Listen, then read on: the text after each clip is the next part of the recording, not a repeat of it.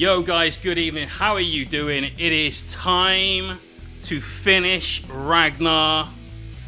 He will be done. That will be the end of Raggy, and he'll be off to Peckish Fox, his new home.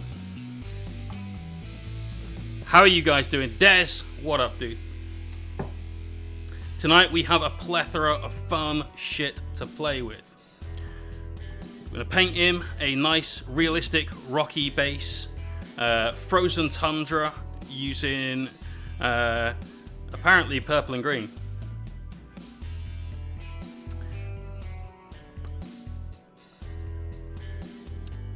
May have picked up the wrong paints. We'll roll with it. It's fine. We'll work out a way, making purple and green work on this guy's base. We're going to be playing with the most dangerous basing material. Secret Machines crushed glass. This is not to be pissed around with. This is harmful, so be careful if you do use this. We'll go over the safety precautions later on the stream. We've got some pigments. We've got an airbrush. And for the first time on stream, you have a fully assembled Ragnar.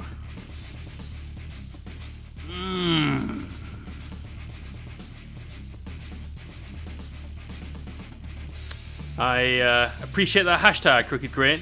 Male Ragnar, great again.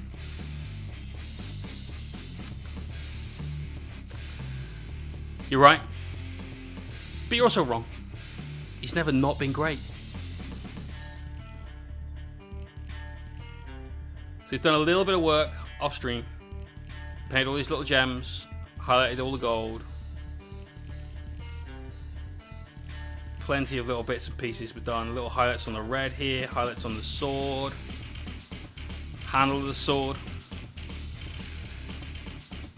Painted his hair, a little bit of battle damage on his blade. I think this guy's absolutely great. Now what we're going to do tonight is going to airbrush his base. Okay, so we're going to leave him on there, fully attached, fully painted, unmasked. I'm going to airbrush the base. Because it's easy, right? It's easy. Now before we get into that, let's have an exclamation point base and an exclamation point box in the chat, please. These two commands, super important. As you guys will know, not only are we giving away an entire Indomitus box,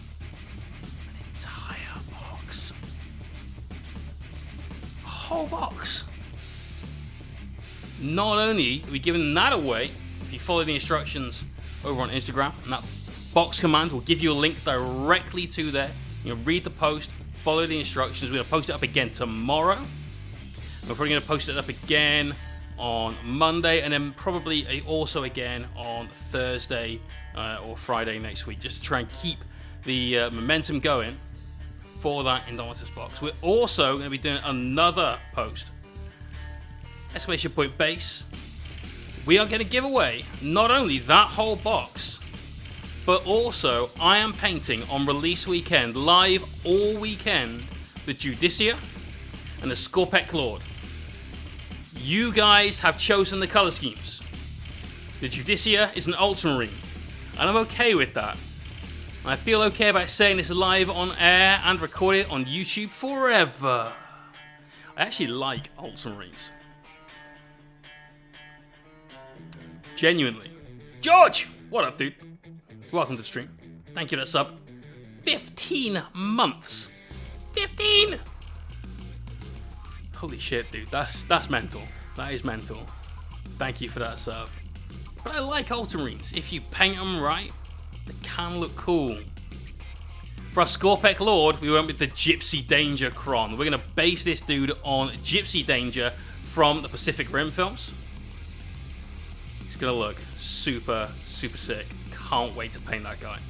What we need to know now is how we're going to base them. So exclamation point base. Head on over to this straw poll, where you can vote for one of 10 different basing schemes. I'm going to do both minis, same basing scheme. They look great in some photos, so on and so forth, right?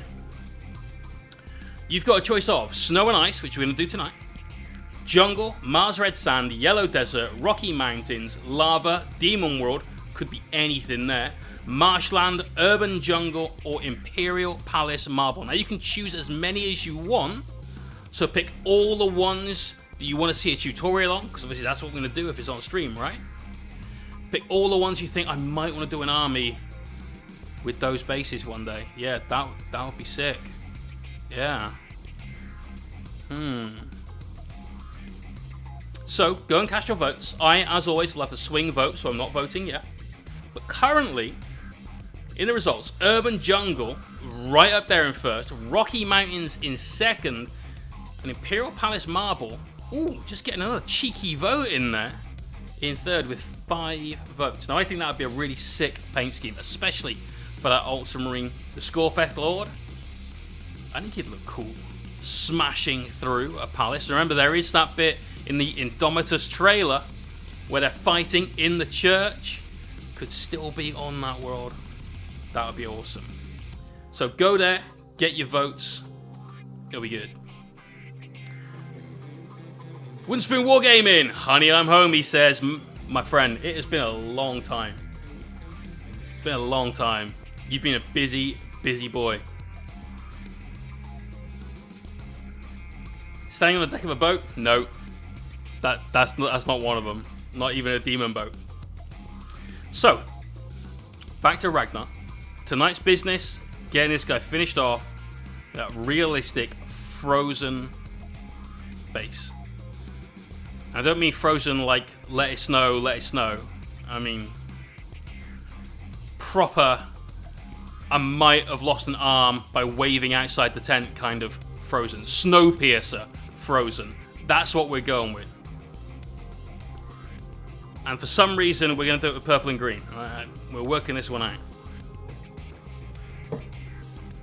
We're going to paint this one way. We're going to do all the rocks another way. We're going to start off with a good airbrush coat. We are going to cover up that skull, but it doesn't matter. We've got a lot of brushwork to do anyway. Some barbed wire on here. Once we've got all that done, this recess in here, you can just see that. We're going to fill that with UV resin. I've got my little handy UV lamp for frying and dyeing ladies' fingers. That's the oven, as it will be referred to, off stream. We've got our UV torch, because we're also going to be making, using some of our Green Stuff World UV resin, some of these.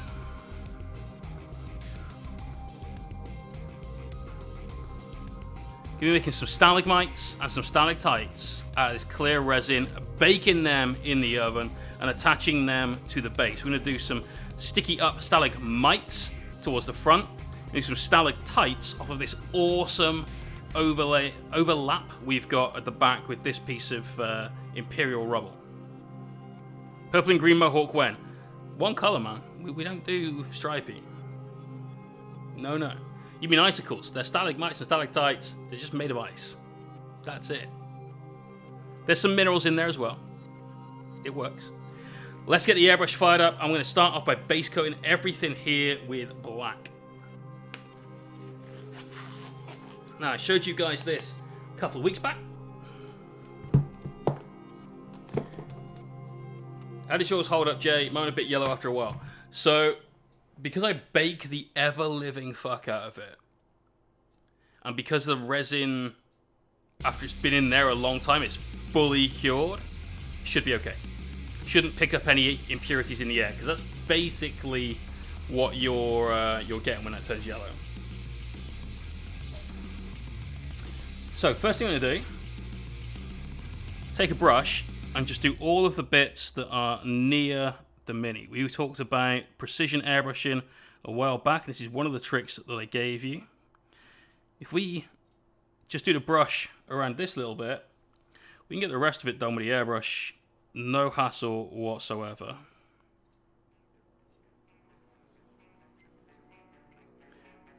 Now, can anyone answer me this question? It's been miserable and wetting it down for the last several weeks. Why is it the first day that it's sunny, it's like 25 degrees or some bullshit on a night that I'm streaming, so I can't go for a walk and enjoy it? What the fuck? Yes, I'm very, very aware of that. It's not been ideal for the old lizard wizard.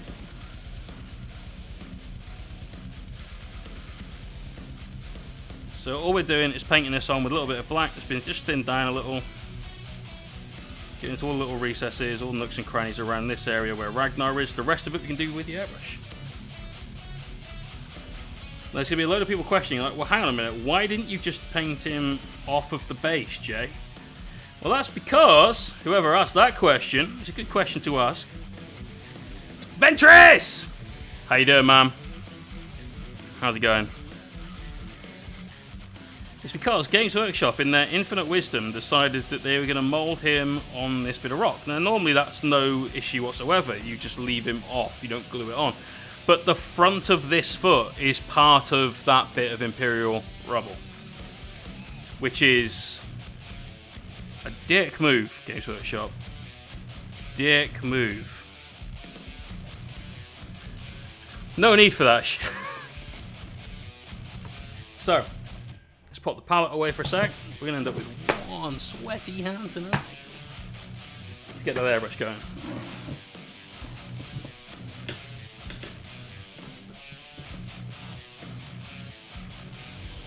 So the first thing I'm going to do is make sure the flow is working correctly. Oh, that's so good.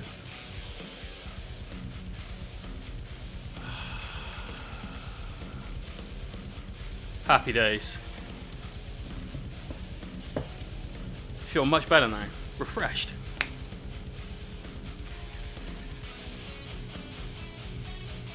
And then we'll grab some black. It is base coated. Same with Drazar, both of it. Yeah, GW love that shit. We need a model with a dynamic pose. Make him stand on something.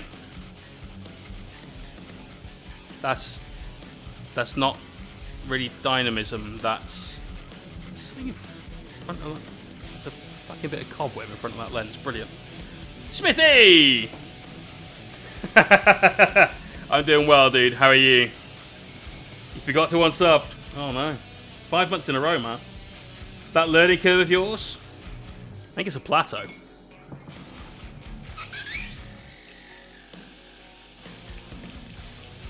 Looked through and thought you were airbrushing your beard, thinking someone donated a K. It's 2K for the beard, man. I prize this. Right. Now we airbrush all around Ragnar. It's simple. Don't airbrush this bit. That's all. Miss this.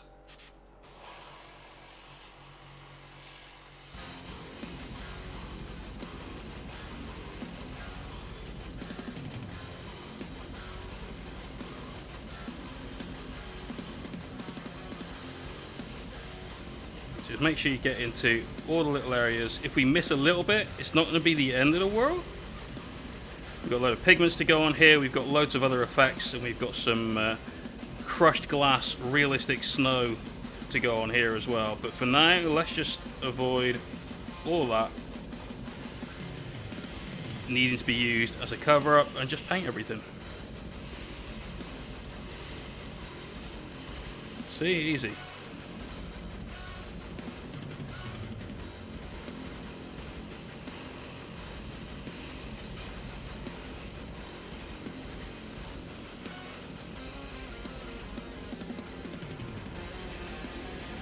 There we go. So, Raggy with a black base. Happy days. We'll leave a little of that left in the pot. Rocky, what up, dude? Shoulder is not the wrong colour. Chosen to be yellow. Wanted it to be yellow. The exact colour I meant to paint it. So, next thing I'm going to do, we're going to paint his realistic base with purple and green. And at the end of it, we'll have grey rocks, ice and snow. Oh, holy shit. Here he is. Rocky, what are you doing, man? None of this crazy stuff. So Rocky is being an absolute boss, throwing away 5 giveaway subs.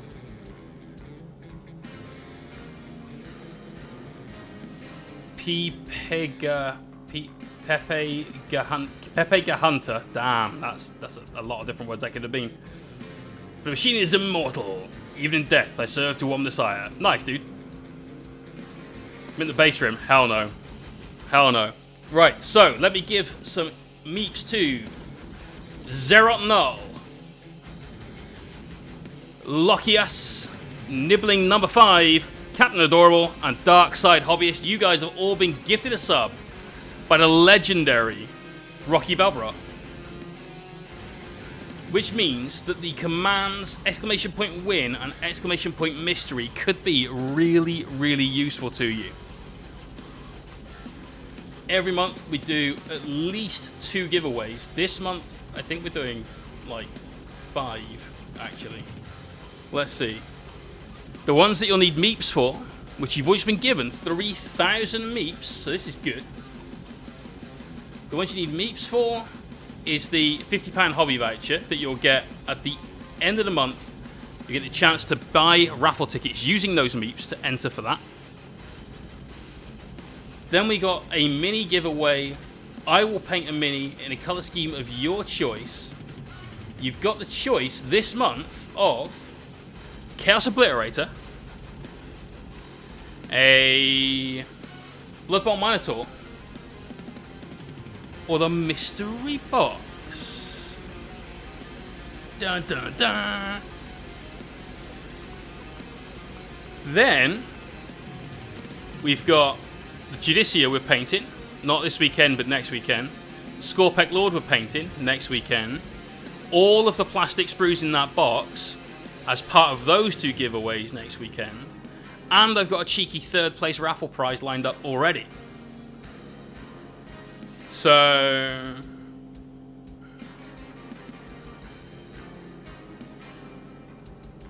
you don't ask for subs. That's just low. It's kind of scummy. But like Deza said, if you got Twitch Prime, no, he'd have the star by his name if you did. So I guess no Twitch Prime. But you can use that. If you got Amazon Prime, you can link your Twitch accounts to it. Twitch Prime Wu-Tang Clan! Dude, how you doing? How you doing? You are always replying to my stories on Instagram. I love it, man. I was thinking about that earlier on when I was doing the washing up. It's great to see, dude. Fantastic engagement. So, now I'm going to paint this base purple. And I'm going to paint it green. And I'm going to paint it grey and pretend like it's never happened. But it's going to add a lot to the base, and I'll prove that to you. So the first thing we're going to do is going to start masking off parts of Raggy with our fingers. So we're going to spray here. I don't want this being purple. We're not doing a purple under highlight like Rocky does with his wolves. I'm just getting a little bit of colour down. Let's get some in here. Again, just blocking with my finger. Some here, don't need that now. Raggy's out of the way. And you see all the purples kind of going down underneath all these areas, right? Now, what's the point in doing that? You're barely going to see it over the black. But it's just going to be there. It's going to be enough there. We talked about this last stream, actually. I can't remember what about exactly, but we were talking about how in food, if you're eating something and there's no garlic and it doesn't taste right, if there's too much garlic, it doesn't taste right. If there's just the right amount of garlic, you don't taste the garlic, you just taste delicious food.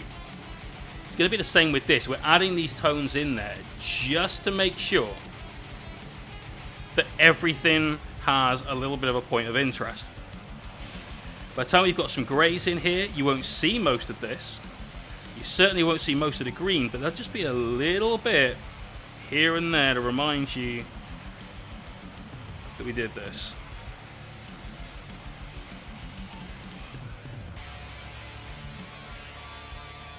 So there you go. A few bits of purple.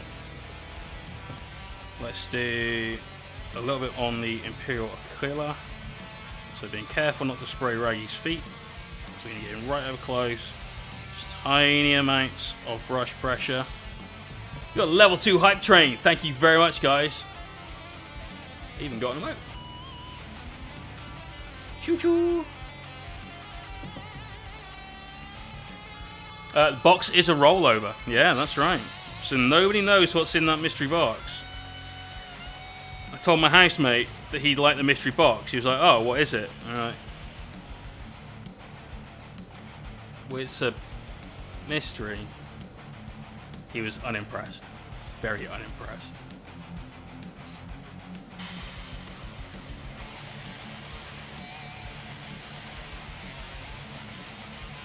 There we go.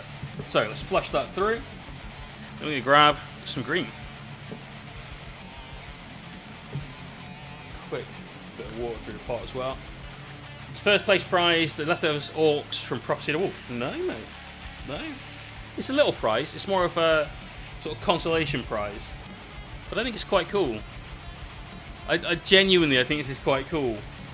I bought this for myself, and I thought, hang on a minute, I'll get something just in case we get enough tickets in that I think we should reward a third player. And then when I looked into it a bit more, I'm like, there are people in the stream that would love this, and I probably wouldn't use it. So, we've got something. Bobby McFly, what up, dude? I started hitting the base rims are the wrong colour on all your Insta stories. I'll block you. Like, none of that shit.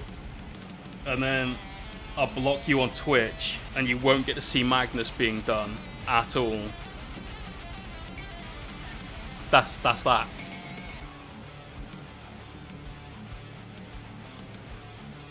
So now we've got bright green. Bright green. This is some Warpstone Glow from G-Dubs. And it's going to clash with the purple. Obviously, green and purple, massive contrast colours. What I'm going to do with this, we're going to start coming in from the top.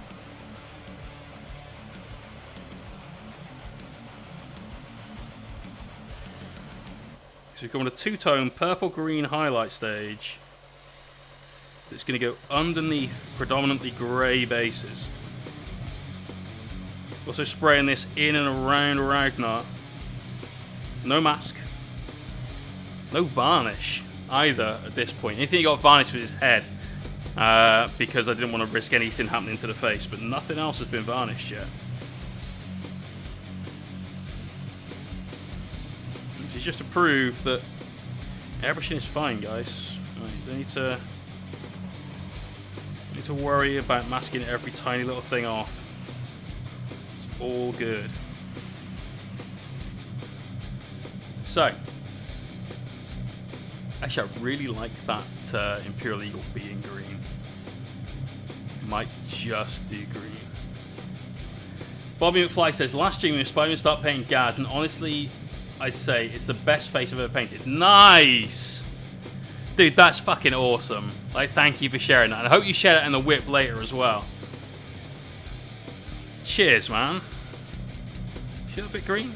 No, we won't do that green. We'll still do it grey. There's reasons behind that. We're going to add some green elements to the base in a bit with some Rival Crafts technology. It's going to be good. So we've got our green, we've got our purple down. And you still see bits of purple. It's not jet black in those recesses. Yeah, certainly if you look underneath, there's a lot of purple tones still showing through. Which is totally fine. Danny V, what up, man? So next up, I'm going to start working with some greys. Now I don't want the grey to be the same grey as his armour. So his armour's a very blue grey. We're going with that very traditional, old school looking Space Wolves blue.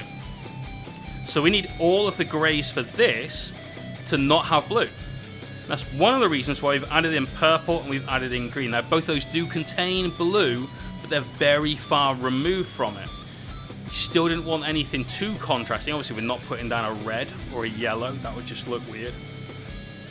But with these, it will still help bring the model together while the base stays being very different to this area. So there's lots of thought gone into this? I'm doing great, man. I'm doing great. Thank you thank you for asking. And Aquinas Protocol, thank you for the follow as well. So greys that we've got that are just basically a mixture of black and white. Mechanica Standard grey. That's very dull grey. We've got some Eshin grey we could use as well. That's kind of a basic grey. Secret Miniatures produced Rubber Highlight. That actually looks a little like it's got blue in it, so we'll remove that one from our pool.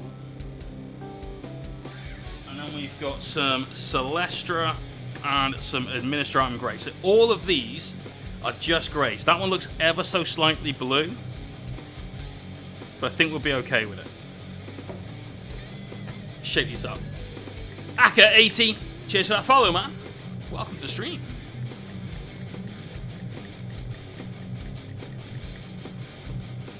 So start off with some Eshin grey. As always, flow and proof in the pot.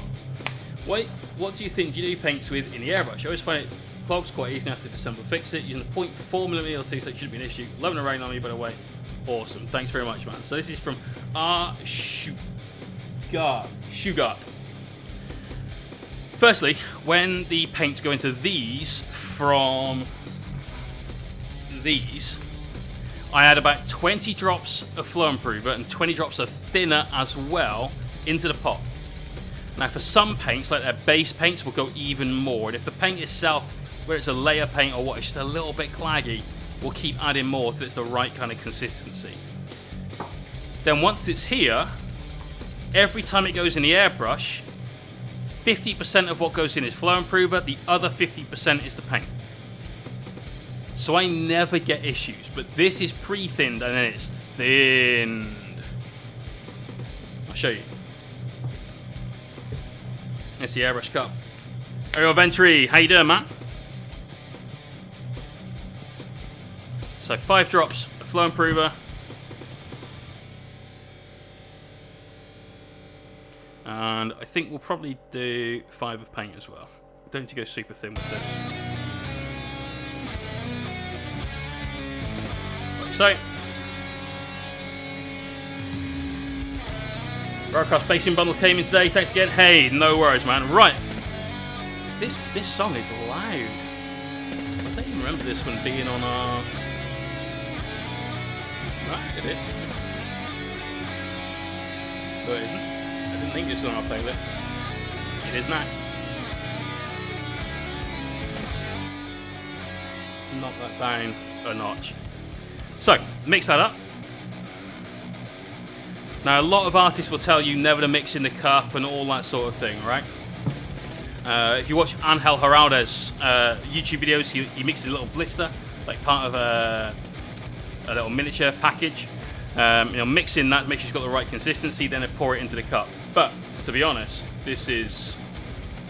As long as you put the flow improver in first, you're good, right? Because I know my paint's consistency already from having thinned it, we're fine.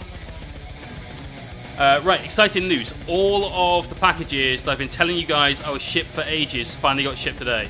I am really sorry that it's taken so long. Basically working 50 hours a week at the office, plus then this, then trying to get the painting done, and it's all been a little bit of a... I even gave a private painting lesson on Monday night, so we started looking into doing that. I've only got one particular client at the moment, so I might think about branching out after we've done the Indomitus box and got all that out of the way. So if that's the sort of thing you'd be interested in, have a think.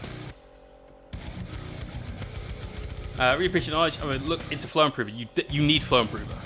Like, I rarely use thinner. Thinner goes in primer and it goes in varnish. That's it. Everything else, flow improver. GW paint metallic. So metallic GW paints don't put in the airbrush. They're crap. Drunk Mystic, thank you very much for that host, dude. Much appreciated. Yeah, I'm really not a fan of the GW metallics. If you're going to use metallics, get something that's either specially formulated for an airbrush, like the Vallejo stuff, or go with P3, Scale, any of these guys. They have a thinner metallic fleck in their paint which means you get a lot less clogging with it. I transferred my GW metallics into dropper bottles. I've used them twice since. They're no good. Oh, dude, thank you for that sub. Much appreciated, dude. If you mix too hard in the cup, you could break the airbrush needle. Dude, the airbrush needle runs underneath that, and the tip is right here. Like at the end of that crown is where the tip is. So you'd have to, it'd be like trying to break this brush by stabbing it here with this pen, where there's also no flex underneath it. You'd be really hard pressed to do that. I mean, don't get me wrong, it's possible, but it's easier to tear the phone book in half than snap the metal like that. Oh, I see what you mean, Flash and Dash. Yeah. Even then, I don't think I've used a GW metallic in probably about 3 years. Maybe I used one for some Nurgle stuff for my housemate because he was using a GW metallic and he wanted it to match, but I don't even remember if that's right.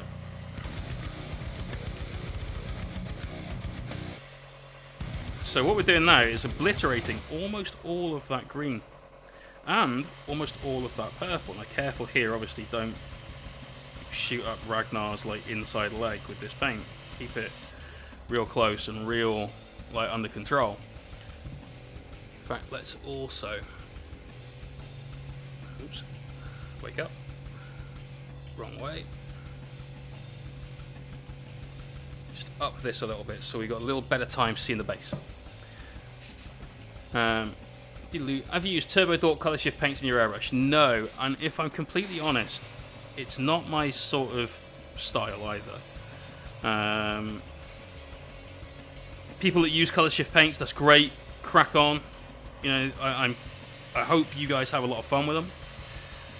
For me, I would much rather put down a coat of paint that will be one color and then blend that into another one seamlessly so that it's got the blend and the color shift at exactly the place, angle, and intensity I want over it, just to sort of let it go in the light and see what happens kind of deal.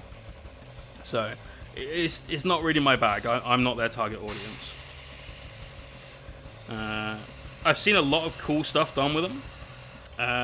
Angel did a really cool true metallic metal style video with them, and it was good. It really, really was good. But even that still made me think, yeah, no. Meh. Chuck Norris didn't break the needle. He did not.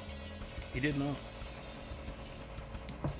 It's the one thing that broke before Chuck Norris touched it. Flow improve his life. Oh yes. Oh yes. Macho Man Randy Savage could rip a phone book in half and break an airbrush needle like that. Okay, so I've actually been in the same wrestling ring as the Macho Man. And he is one scary motherfucker. That's, oh my god. That dude's intense. And that dude has taken, allegedly, all of the steroids. Fucking hell. Just no. Would not mess. Right, we're going to use some of this Mechanica Standard Grey. I don't know if we're going to get much out of it because it looks fairly similar to that Eshin Grey. But we might get a little smoother transition between this and the Administrator if we go this way. So we'll give it a shot, see what happens. Just realised we didn't mix that, we just turned to the backflow technique. That's not the right thing to do.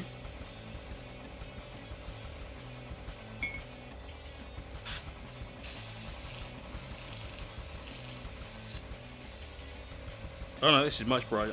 Cool. Cool. So now we've got our base coats down, we've got a little bit of green still showing on that rock, that's totally fine. It's exactly what we want, in fact.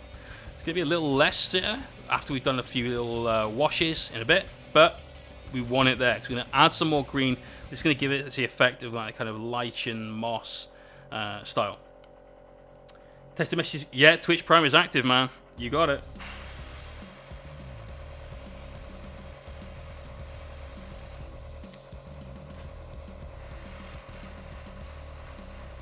So, we're going to go for your normal sort of airbrushed highlights. And so we'll start getting in some of the edges of these rocks. We want the brightest parts to be at the front. So we've got more of a shadow in here, because obviously Raggy casts his own shadow.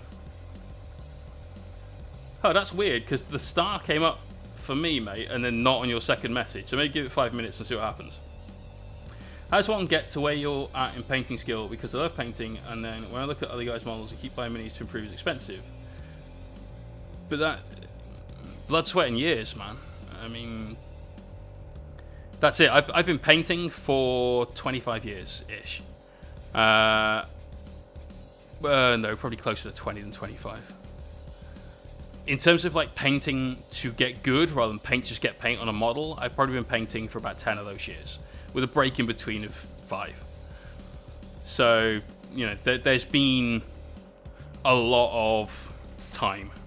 And please do not talk to me about the cost of buying minis, because aside from possibly hard drugs, this is the most expensive hobby you could have. So, it didn't start a sub. So I thought the star was just Twitch Prime. Oh no, that is the sub. Twitch Prime is the crown. That's it.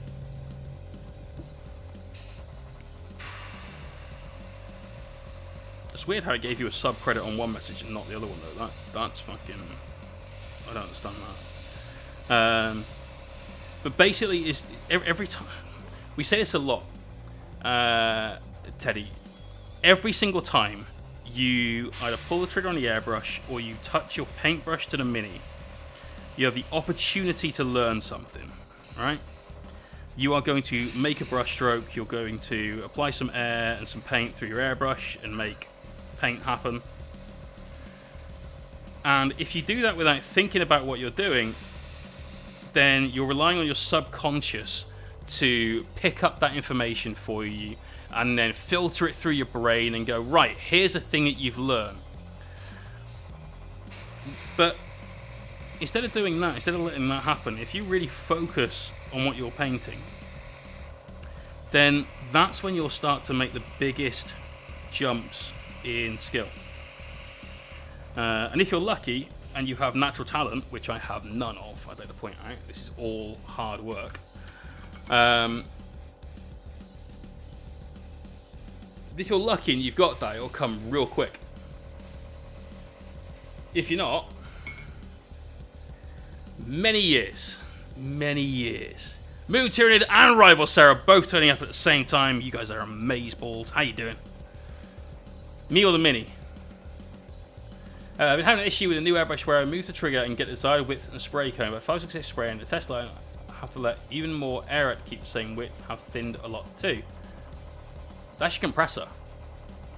So that's not the airbrush, mate, that's the compressor. So even if you've got a tank in the compressor, right, this is really the final tank, your airbrush hose. You start depressing the trigger, bam, air starts flowing out really quick to begin with because it's got all the pressure in the hose, and it starts to seep down and seep down and seep down and seep down and seep down. It sounds like for yourself you're just getting a little bit too low there after 5 or 6 seconds.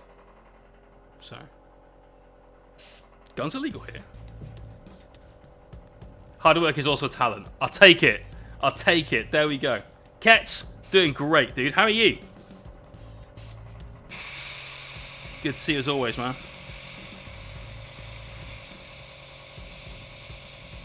Right. Careful in and around Raggy's feet, because we don't want to paint his toenails, and he actually has toenails. Nails attached to his toes. Tip top. Oh no, Tommy. I'm tip top.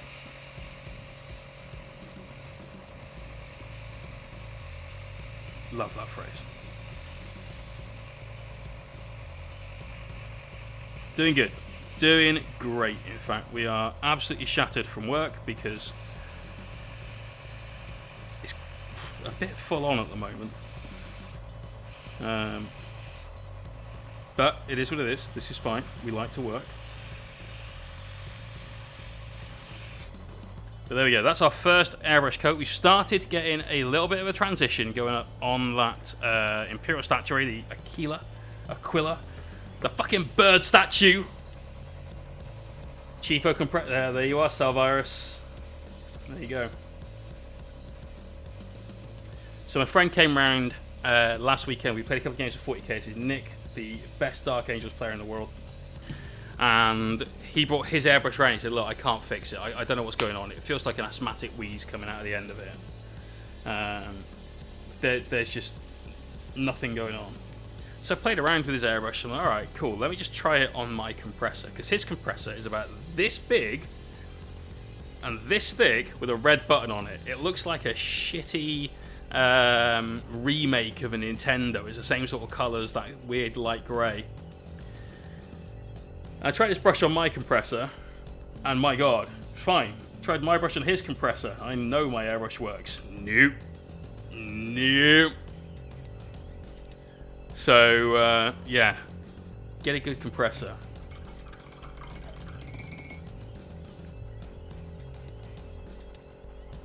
There says I have the same problem after half a second. I'm using a big compressor with a tank now, she's much better. Are you still using that one that you used to power, like, nail guns and shit, though?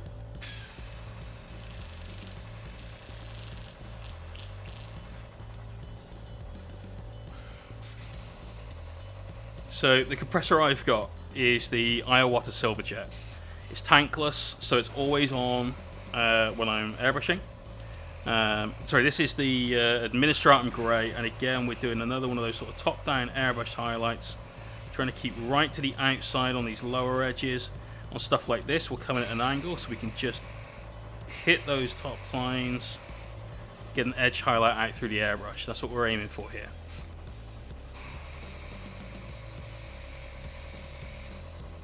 Like so, yeah. But this compressor is a workhorse, man. I have routinely had this thing going for 12 hours a day when we've been in the zone and haven't stopped for dinner and lunch and stuff, and we've just been grinding out part of a commission to get it done.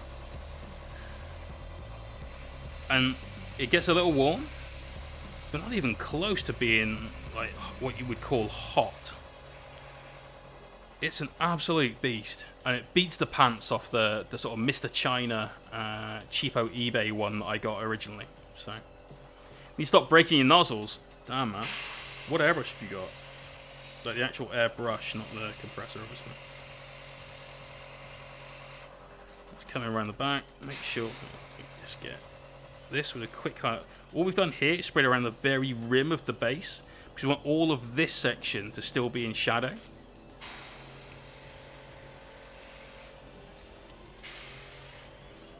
Again, keeping ourselves a nice top down everywhere else though. Right, the Aquila. We've got this little bird head just here at the bottom. It's difficult to see, but it's there. The one you described before. Oh, yeah. Blah. Harder and Steenbeck Evo. Okay. That's the one where you can change the needle and the nozzle size, right? Got to admit, I'm not a massive fan of that. As soon as you start introducing all that little bits of play and customization to your airbrush, I think something has to get sacrificed to do that. If you keep breaking them, and it should be hard to break that, then there you go. Oh, okay, cool. But there you go. Not a fan of the Evo.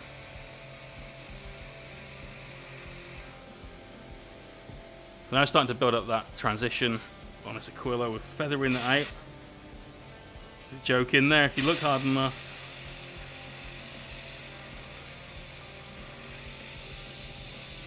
We're even getting that underneath Raggy's foot. So for this, you're looking at tiny, tiny, tiny pulls of the trigger. This is all about the amount of paint that you let out, not the amount of air that goes through your airbrush.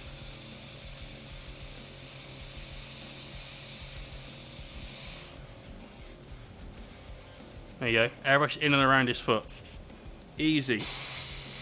Just need the smallest possible amount of paint coming through. That way you keep the control.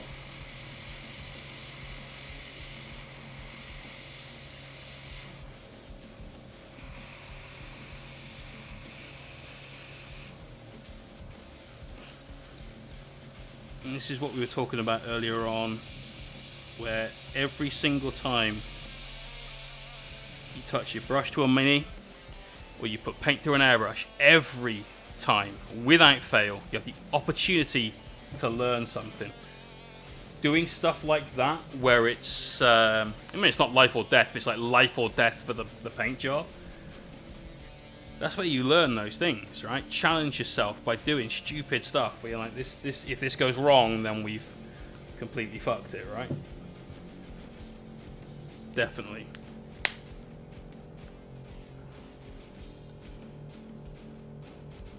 Definitely give it a try. Be prepared to fail, don't get me wrong. Like, I've made mistakes. Not this year. Codec 42 is the Iowata Silverjet. We use the Iowata Eclipse airbrush as well, the HPCS. 0.35 needle as well, so we're not even using something crazily small to get those areas. There's no need to buy those like tiny 0.2s and stuff unless you are doing real detail. And if I don't consider hitting these areas around that foot real detail, then really I don't think you should either. We're talking professional grade artist quality airbrush at that stage. So, right, this is very much brighter than all of that. So I'm going to use this very sparingly. This is the Celestra Grey. I just completed my first commission. I was full of those moments of, if I fuck this up. That's how you learn though. Yes it is, man. It's what we've been talking about. Giving yourself the biggest opportunity to learn, both by having the correct mindset when you paint and by paying attention to what you're doing. This, I think I'm going to thin even more. There's a slight speckle to it. It's going to add even more flow improver. So 2 more drops. So we're working about 66% flow improver, 33% paint right now. So super, super thin. Sometimes you learn how to reattach an out-of sniper rifle's broken barrel. Yeah, I do, man. I nailed that shit. Client was happy. Hasn't broken since. You know?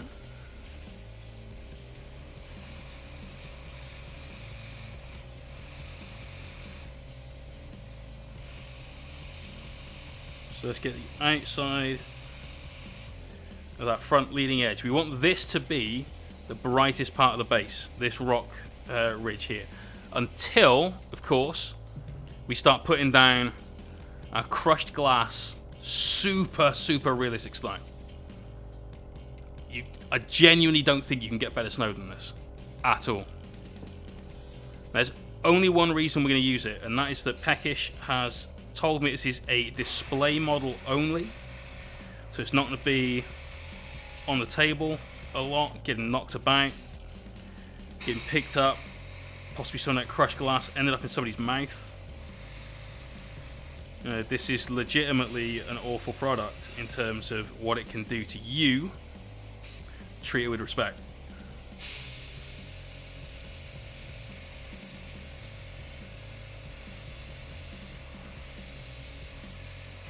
Let's get in some of these. Now normally people would end up dry brushing all of this, but look at how much of these tones we're getting in here just by popping down with an airbrush. There's no need to dry brush a base. You've got plenty of other tools at your disposal. Airbrushes are one of them. Now I have dry brush bases recently enough on the channel.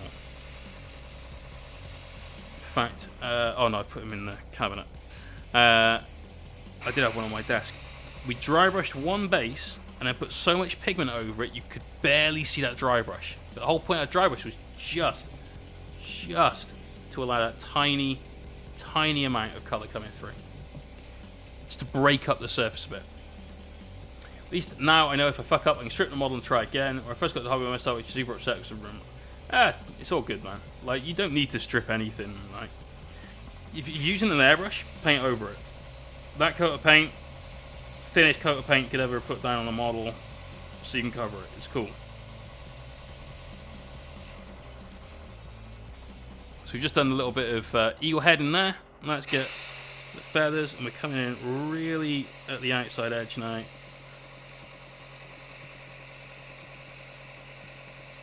Essentially just getting this a little edge highlight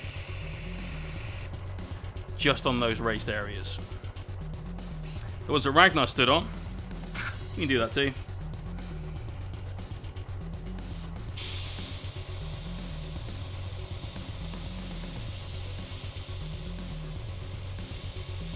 There we go, there's that bit. Let's do that bit. Hit the side. Just here. Boom. So, Raggy has got a nice rocky base to go on. We've got plenty of shadow. We've still got, you can still see some of those purple tones coming in on the rocks, just in here, just up here. So those green tones. Maybe not on, well, actually, yeah, right there on camera, you can see a lot of them on that top plate there. So we haven't gone for just straight up grey. It's not boring. There's still things there to help just entice the viewer's eyes a little bit. So anything else we need the airbrush for? No, I don't think so. So next step, we're going to get some metallics put down on this because there's all that barbed wire going on. So that needs to have a quick go of some metals. We get some bone going on that skull again. We've got some washes to put down. And then we can varnish the entire mini. Get on with the fun stuff. Oh yeah. Gonna be good. Gonna be good. Cake Fisk. Good news. I finally, after, and I do apologise, several weeks, posted out your mini today. It was in a little box, and by the time they put the customs declaration on the box, there wasn't a lot of box left. There was mostly label. So if you can't get into it, it's the post lady's fault. I promise. Right, we need some metals. Let's grab any dark metal. We've got gunmetal because it's the closest one.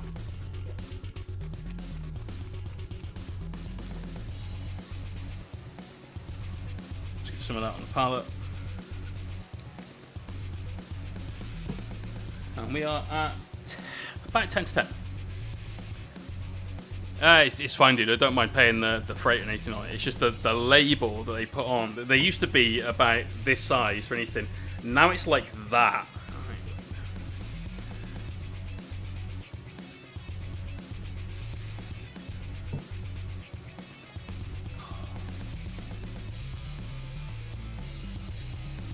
So, barbed wire. Here's some, just past this Aquila, Aquila, bird statue.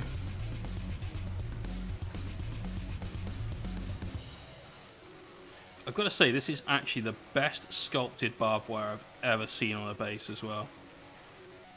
Or in fact on any GW Mini. This is some really, really nicely done barbed wire.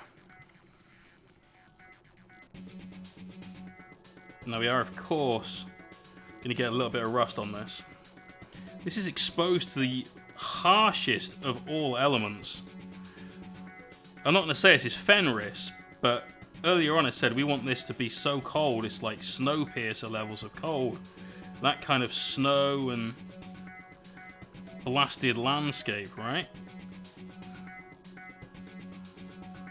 So that barbed wire is not going to have been super pristine for very long. Same as these bits of rebar.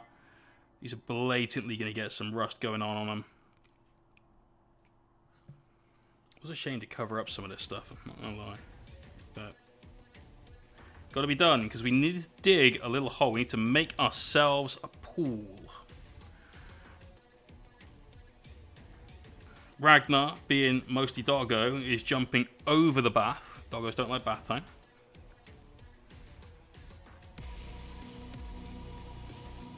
So I'm going to run through it. He's gone for walkies. Cheers, brother. I've really enjoyed painting it. It's a mini I've wanted to paint for a long time. I figured I could do it justice. We've done loads of different techniques on this guy so far, and I'm really excited to just keep it rolling and give him this amazing base. We grab some of that while we're here. Let's grab that, that. What else are we gonna need? We're gonna need some of that. Anything else? Maybe, but we'll come to that if we need to. So we're just going to paint the skull. We've got some mouth white base, which is a really good bone color from P3. Should say your account is linked in your account settings. Yes. I have no idea when I set up my Twitch Prime account, but it was many years ago when I was still watching League of Legends, I think.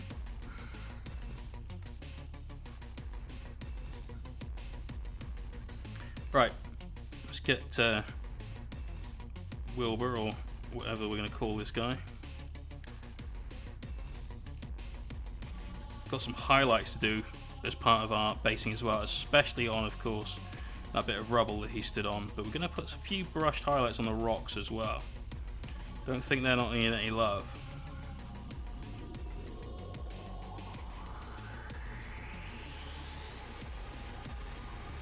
There we go. While that's drying down, let's get some orange on that barbed wire and the rebar.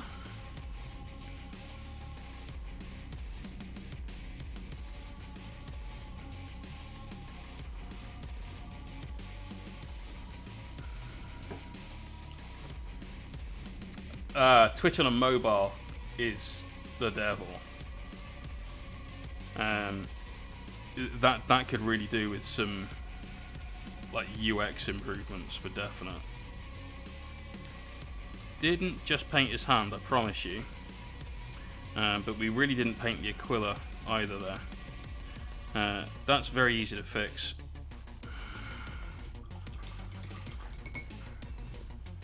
How is it we do all the airbrush work and get not a fucking jot on him? Yet as soon as we switch to a flipping brush... No, Jay, no.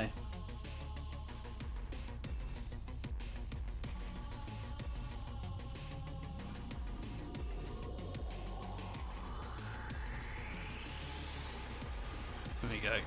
That's that sorted.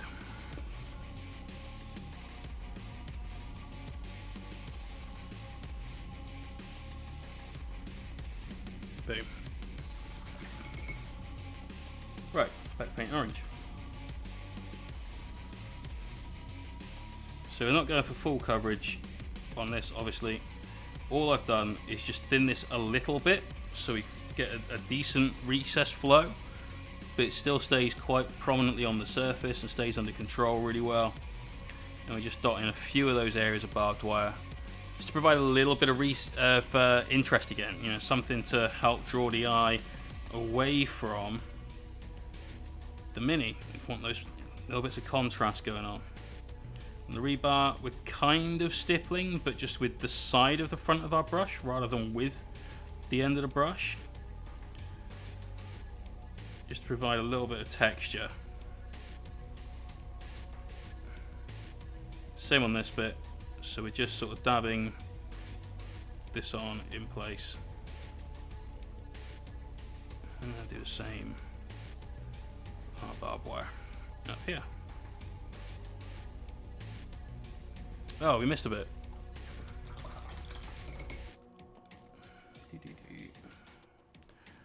We've got good metal. Yoink, yoink, yoink. And then I just want to get on that now. Let's just hair dry that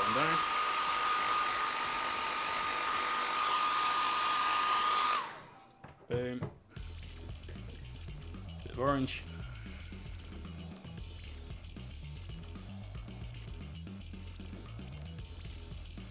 And then where we've got this join, we'll have to do a decent bit of rust up here. Not to try and make the rocks rusty, but it doesn't matter if some of this sort of flows down onto them. And metal's oxidized and sort of corrupted that bit of surface a little. How much paint would you say you've eaten throughout your career? Oh, 3 or 4 pots worth. And that might not sound like a lot, but just think about how much tiny amount is on this brush when you just do that. It's been a long career to get to 3 or 4 pots. Airfoil, what up? Right, washes. Let's start with our strong tone. This is going to go over all of the barbed wire, which will also get a little bit of dark tone on it, and obviously our skull. Then we're going to do a very thinned black wash, which we're going to use the dark tone from Army Painter for. Get some more water on the palette.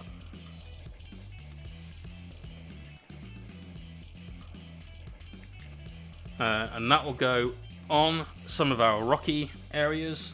It'll go on that barbed wire, but it will really go, and this is the important one, on that aquila on the base. That's where we really do want that extra bit of contrast. So we're washing these both brown, and we'll put some black on in places as well to give them a very tarnished look. Doesn't matter if we get a little bit onto our Aquila, no issues there whatsoever, because that would also be tarnished by any mank that gets collected by the barbed wire and so on. Also gives us a nice little extra bit of sort of interest on certain areas of the base, so no harm in just giving a little bit of that around anyway.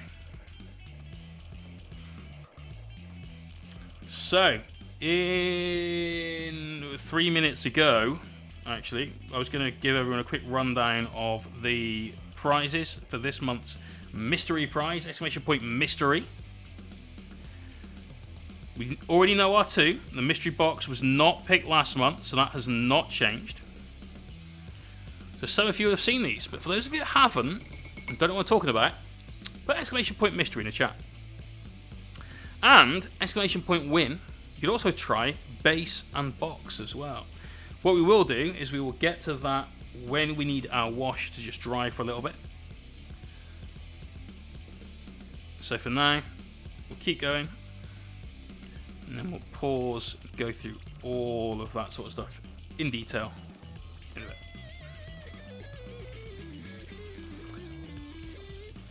Oreo Chi, thank you for that follow.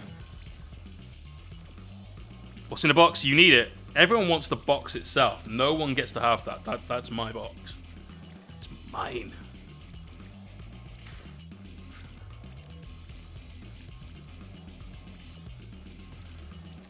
Now, this Ragnar was one of last month's giveaway models. Look at the care, detail, and attention we're putting into this. That means we've got to skip time on the next one, so don't bother entering. We don't rush the fuck out of it. I'm joking.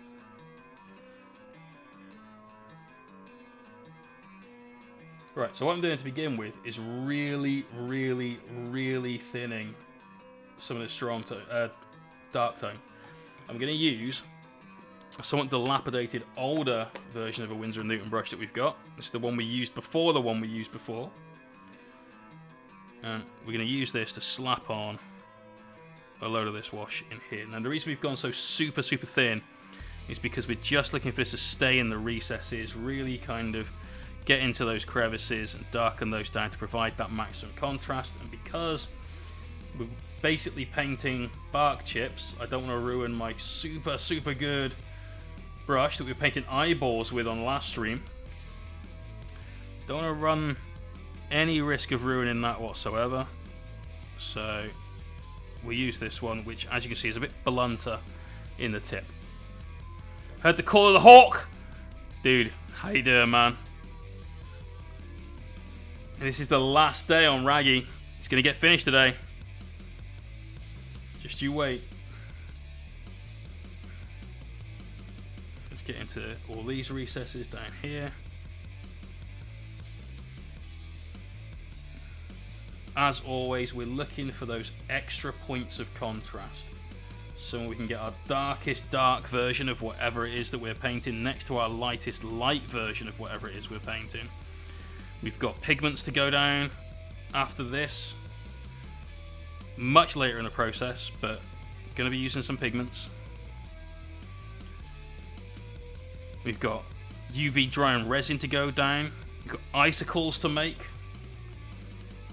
Going to make icicles on stream using that UV resin. It's super cool. Honestly, it's super cool when it happens. It's, oh, yes. Just yes. Alright, let's get into this real dark recess we've got in here. We're having these almost black with some of that purple in there as well. It's going to really up the contrast levels at the front of our base. So some of those went in with just unthinned wash. Really dark, real quick. And for this area, we want some nice thin wash again because we want it to just get into this front recess. Just in and around some of these little bits here. Notice how as soon as that wash goes down, that green jumps out at you a little bit more as well. Crazy the way that happens, right? You use cork or stone on the base? No. No, I bought some bark chips there for a lizard terrarium. You put lizards in? For a lizard tank. And so they've got like, they've been cleaned and sterilized and whatever else, which means they don't have to have like risk of bugs and stuff in the box. We can just crack on with things, not have to worry that we're going to put things on the base and in about 6 months after we've painted it, someone's going to go, you've got a beetle on that. Tabletop antics. God, that took a second to digest. Thank you for that follow and welcome to the stream, dude. But yeah, that's what we use, and it's really, really good at replacing stone because A, it's super lightweight. Yeah, I bought a litre of this stuff. It fills a ice cream box and more. It weighs almost nothing. So I know a lot of people, and there's some people in chat actually that I've seen their minis. They like to add stones to the base, almost like a rockery is going on that base, right? And that's cool. It works. They get them on there, they get them painted. Happy days. All is good with the world. No issues whatsoever. It makes the mini weigh a fair bit. The blinks. Thanks for that follow. So that's what we use. It also means that if you need to mount a mini on a base, you can drill into it without specialist equipment. Because it's super soft. There's no need to get a masonry drill out just to pin a mini. And good luck finding a masonry drill, something that will go through rock that also happens to only be sort of 1.5 mil wide. The Dyson! Get that Twitch Prime sub going on. Thank you very much, man. You will, of course, get your meeps. So, just going to make sure we've got a nice dark wash in these recesses. We're obviously going to be doing some highlights on the Aquila and some areas of the base. But this is all about that contrast right now. Get them recesses really filled up. Ginger 8 Ball, how you doing, man? Can you show us the material? I can if you give me a couple minutes. We'll do it while we explain the mystery command in a second. Alright. Some of that dark barbed wire, and then again, just going to lay down a few more recesses here at the front. Keeping this bit super dark. Using the wrong brush for this now. Balls. never mind. But we need that ink to dry before we get into our next stage. So hit it with a hairdryer nice and quick. Give it a head start. And away we go.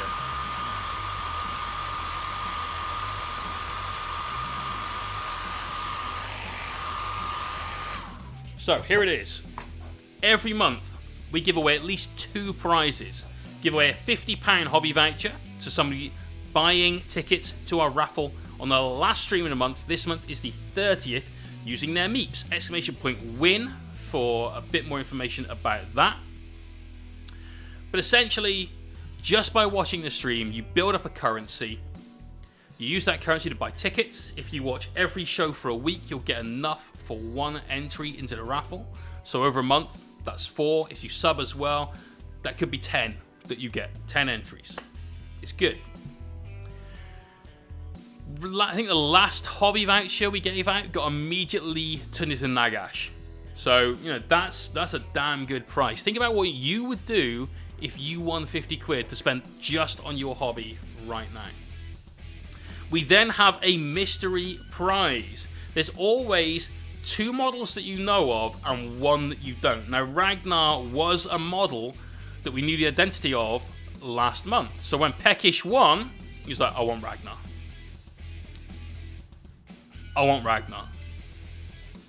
This month, we have choice of a Chaos Obliterator, the cool one with the eating something plasma cannon. I love this side of it. This is fucking great.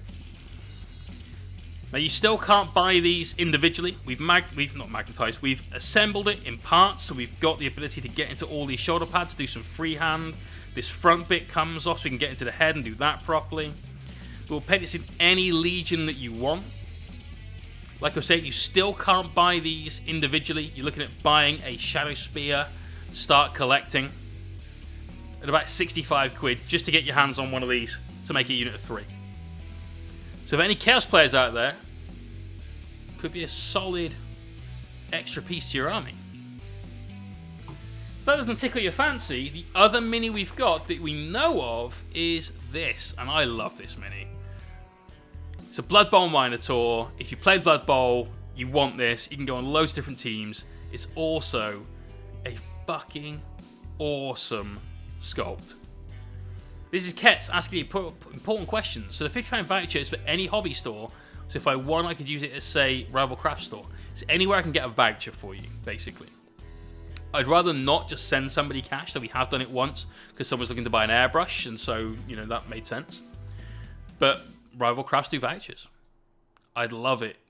I'd love it if you give away a Rival Crafts voucher. That would be sick. And Sarah would be buzzing absolutely at the thought of that, I'm sure. But this is the second of our 3 minis. Great for D&D, probably good for Sigmar, Amazeballs for Blood Bowl. Also just, my god, look at him. He's so cool. And then the third mini, if you don't like those 2, you can take a gamble on the mystery box. So in here, safely locked up, is a mini, and I'm the only person that knows what it is.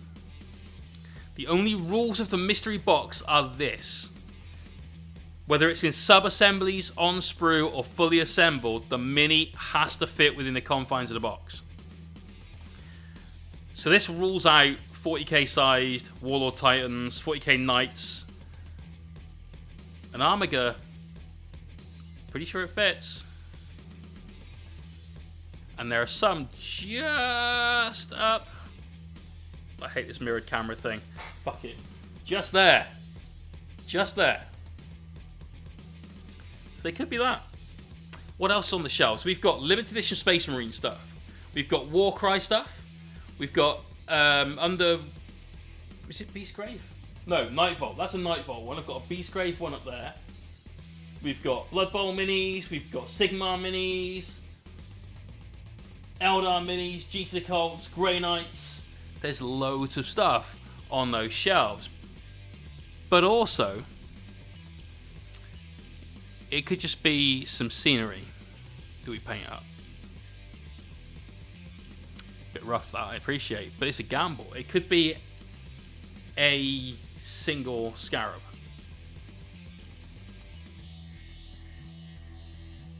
It could be a tactical marine. It could just be a scenic base. Nobody knows. But there's something solid in there. Definitely solid in there. You can't have the box Flash and Dash. There were about 2,000 of these made. And the only way to get this was to be in California at the time it was released, basically. It's very limited edition cigar box. Used to be full of cigars. They were amazing too. But I had a buddy pick that up for me. You cannot have that. That is mine.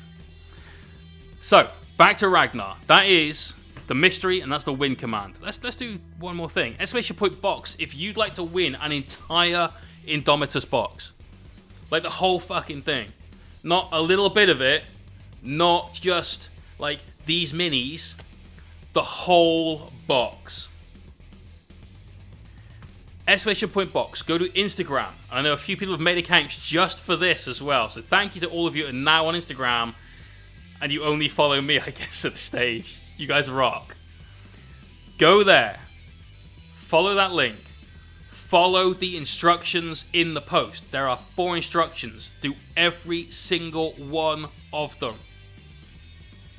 If you don't, and we draw your name, we'll redraw it. It's that simple. So give it a good read. You could win an entire box. I know a lot of people didn't get the chance. I know a few people were like, well, look, you know, every year is out of stock. It's back on made to order, but I'll give you a box. If you live in the US, it's going to hurt on postage as well. So I hope you appreciate it. And then one last thing, exclamation point base. Let's say, for instance, that you don't get a chance to win an entire box because you're adamantly never, ever, ever going to have Instagram. Well, we're painting from that box the Judicia and the Scorpec Lord. We're going to paint both of those on the release weekend stream. We're going to stream from 10 a.m. that Saturday morning all night.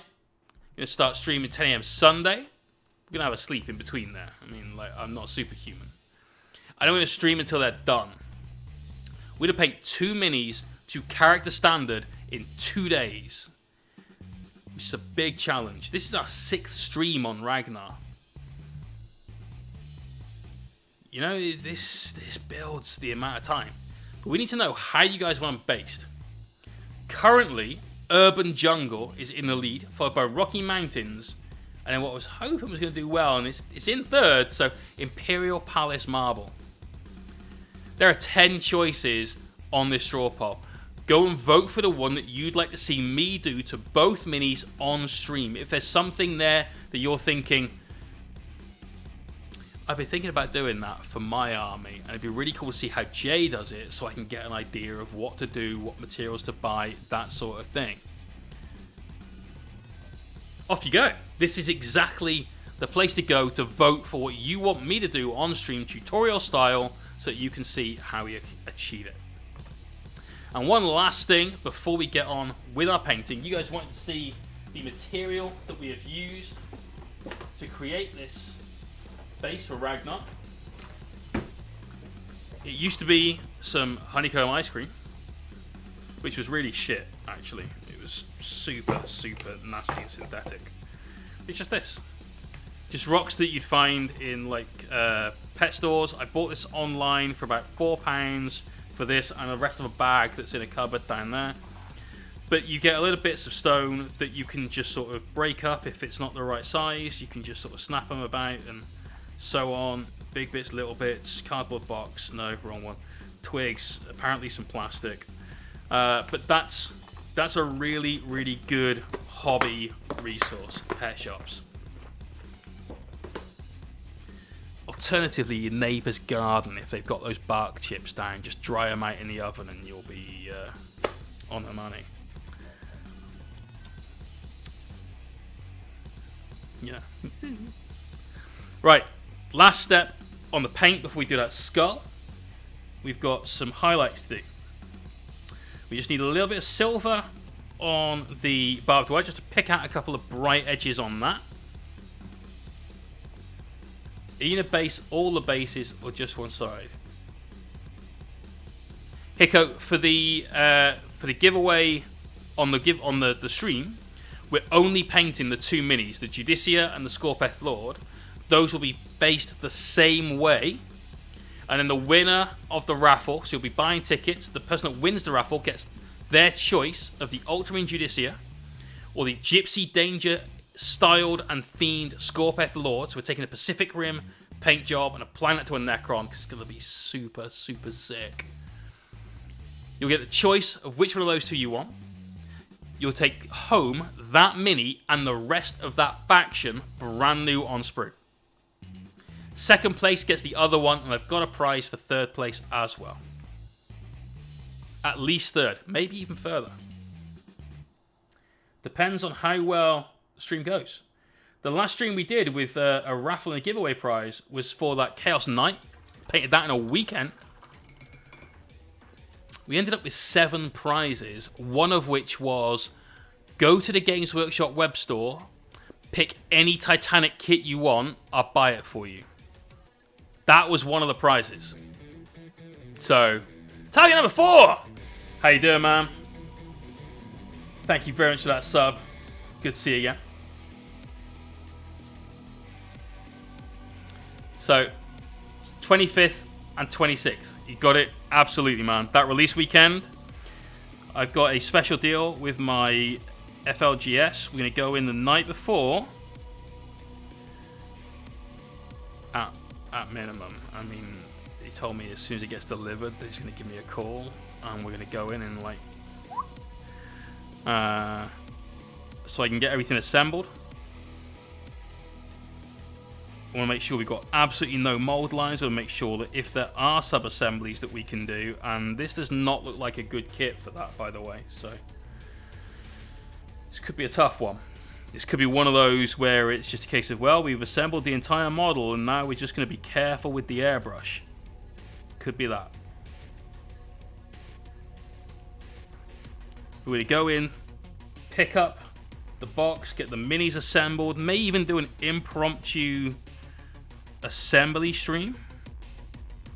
Every chance that might happen. A good way to get involved early on, see what the minis are like, maybe see how we do the basing. So the foundation before paint, obviously. But that's not set in stone. Obviously, if I pick it up on a Thursday, that's Thursday night stream. So it won't be a painting stream, it'll be an assembly stream. And maybe a sort of basing, conversion-y stream, something like that. If it's the Friday we pick it up, well, we might stream on the Friday as well. I'll let you guys know, so follow me on social media. So that's your Instagram, Twitter, Tinder. No, don't follow me on that. That's wrong audience. Facebook, YouTube, MySpace, Bebo. I can't think of any others that are obsolete. We'll just go with those for now. Scorpeth stuff is meant to be fiddly. Yeah, it is, man. Which is why we've gone for a color scheme that requires free-handed red and white stripes.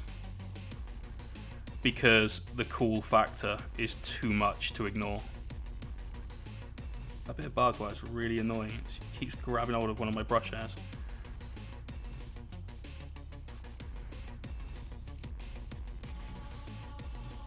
Billboard, MySpace, yeah. I've never used Tinder. Swipe left, yes or no? Friends reunited. Holy shit balls. My god, that's the past. That is the deep past. That's ancient history, that. Kettle of fish, not kettle of fish. Plenty of fish?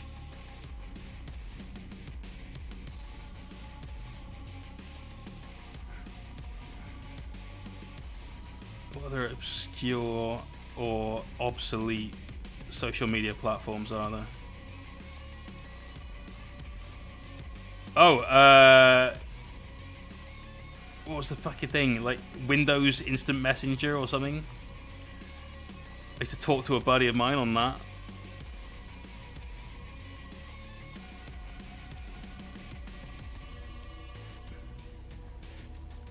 AIM. MSN. That's it. That's it. Met your wife through OkCupid. Damn, man.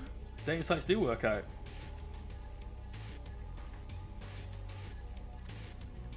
Oh my god, ICQ. That's... I remember that.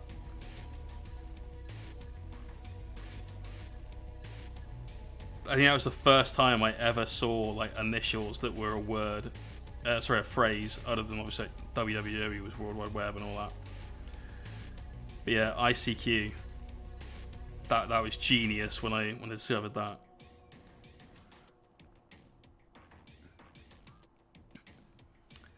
Merc. I don't know. I think I ever used that.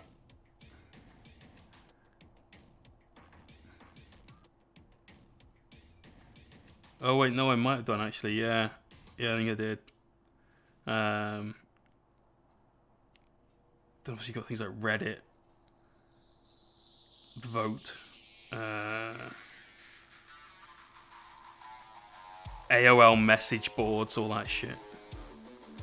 Right, let's get in under all of these little bits of claw mark, because Raggy clearly is not house trained, and so hasn't been told not to wear his pointy shoes. Bad Raggy. Bad Raggy. Twitter. We've got Twitter. I actually do have Twitter now. I hired a social media manager because I'm fucking terrible at all these sorts of things. But I appreciate how they're really important to any kind of business in this day and age. So I have a social media manager who manages things like Twitter and so on for me. All I've got to do is keep posting shit to Instagram and it's all good. He just keeps throwing things at Twitter. And the greatest thing about that is so far I've had a conversation with Chapter Master Valrak I've actually not been involved in. So...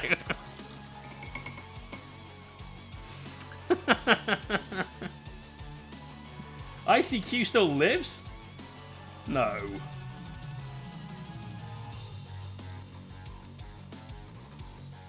Google Circles. Oh, Google Hangout. Yeah, that was there for about 20 minutes. Still use that very rarely to speak to buddies in the US.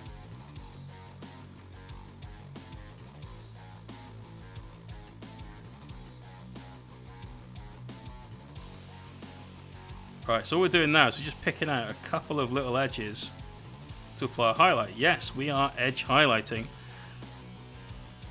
our little bark chips that have become rocks because we really, really want that super, super contrast.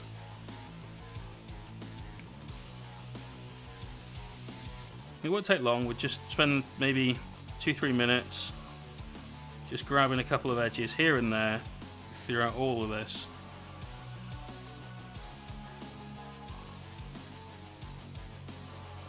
Then we've got the skull to do. We've got a little bit of silver to do on the barbed wire just to pick out a couple of real small edges, give them a nice little bit of glint.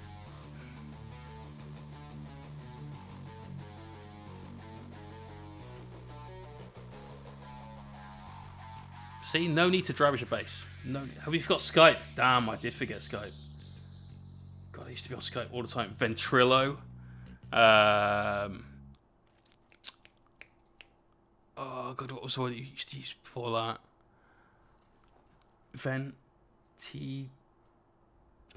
TeamSpeak. Yes, that's it. Is that the best way to have a conversation with Chapter Rasavara? I actually quite like the guy. He's a decent dude. I'm not gonna watch many of his videos, but I do genuinely like the guy. I've spoken to him in this stream several times, and he's a decent enough painter as well, so you know that always helps. But someone's got to make videos like that he does, and I'm glad it's him. I've seen some of the other ones that do it, and just know There are some absolutely reprehensible people out there that are doing Warhammer videos, and I'd rather people go to his and watch him than some of the absolute spurgs that are on there. Mumble. God, I don't think I ever used Mumble. Kick. I don't have a Kick at all. Your next WoW player, TeamSpeak was the thing. Yeah, we used TeamSpeak for ages, and then it was all about Vent. I remember changing guild. And just before a raid, it was like, right, so you need to make sure you've got Ventrilo. I'm like, what the fuck is Ventrilo?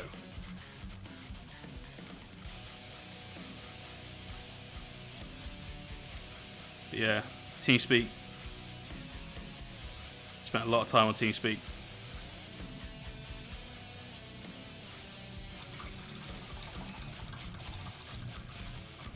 Target number 4.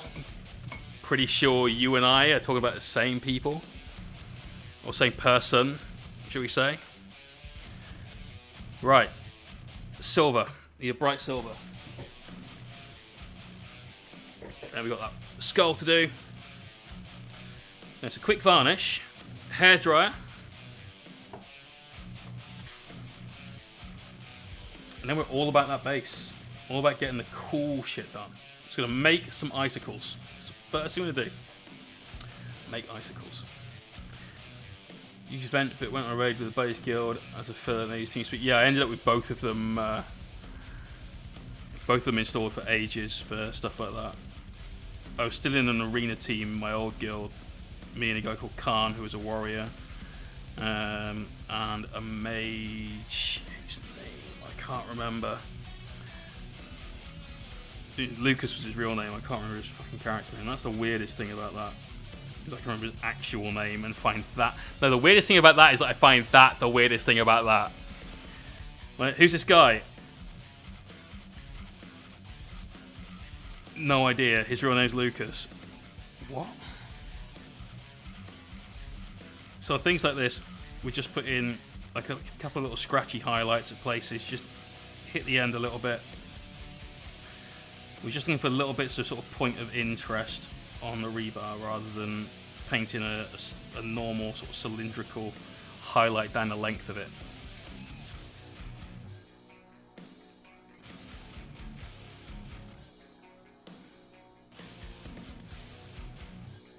And the barbed wire, just grab the odd little line to pop a highlight on. Like so. I'm then going to just get little tiny highlights around his cleats, because I believe that is the real name for spiky shoes. But they will be known as Ragnar's toenails. These are not the butcher's nails. These are Raggy's toenails. One drives you mad by scratching your furniture, the other one makes you fly to a murderous rage.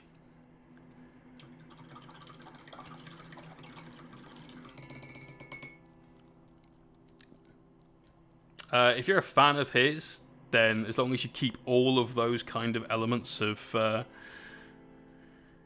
your chosen belief to yourself during a stream, you're welcome to stay.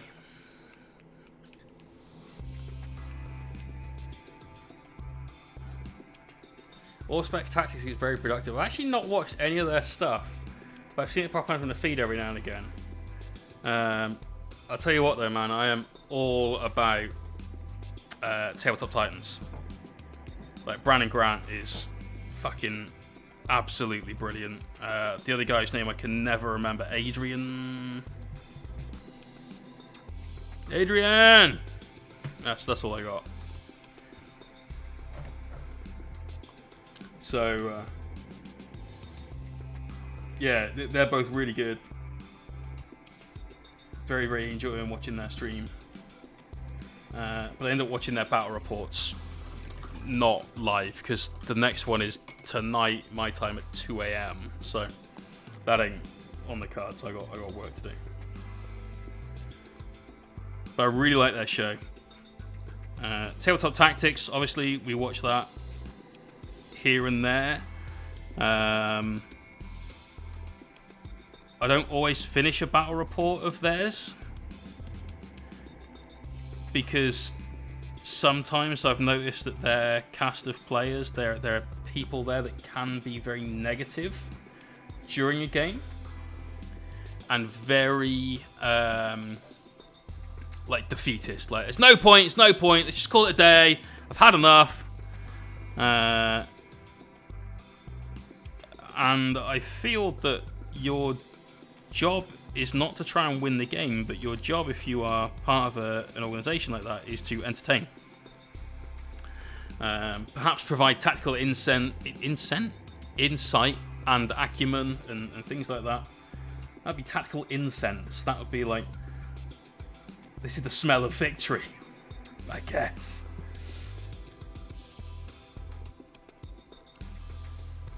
But yeah, really like them. Obviously, Hellstone Wargaming, Mikey is my boy. He and I have been friends for years. He's great. Elliot is one of my favourite people in the world. I was in Prague with him in February, having an absolute fucking blast. Love those boys. Let's play on tabletop. Oh, I don't know that one. Hasra TV, what kind of colours do you use? Can you be a little bit more specific, mate? If there's like a particular thing, like how do they do yellow or whatever, just ask that. That's no issue. But otherwise, acrylic paints, usually we haven't used any oil washes on this guy at all. It's all been acrylic. Mostly P3 Games Workshop and Vallejo. Ah, there you are. P3 Games Workshop and Vallejo. And Scale 75. All the gold, Scale 75. All the silver, Vallejo. All the armor, Games Workshop, to keep it within a specific color scheme. But that's kind of it. Everything else was just like a mixture of other brands. P3 is one that I use a lot, though. Really, really, really rate their stuff. Emerald Miniatures, thank you for that follow. Right. Last step before we go crazy on the base. We're going to give this guy a quick varnish. Got some testers out. This stuff is legit. Do use it outdoors. It fucking stinks. Ooh. Pongy.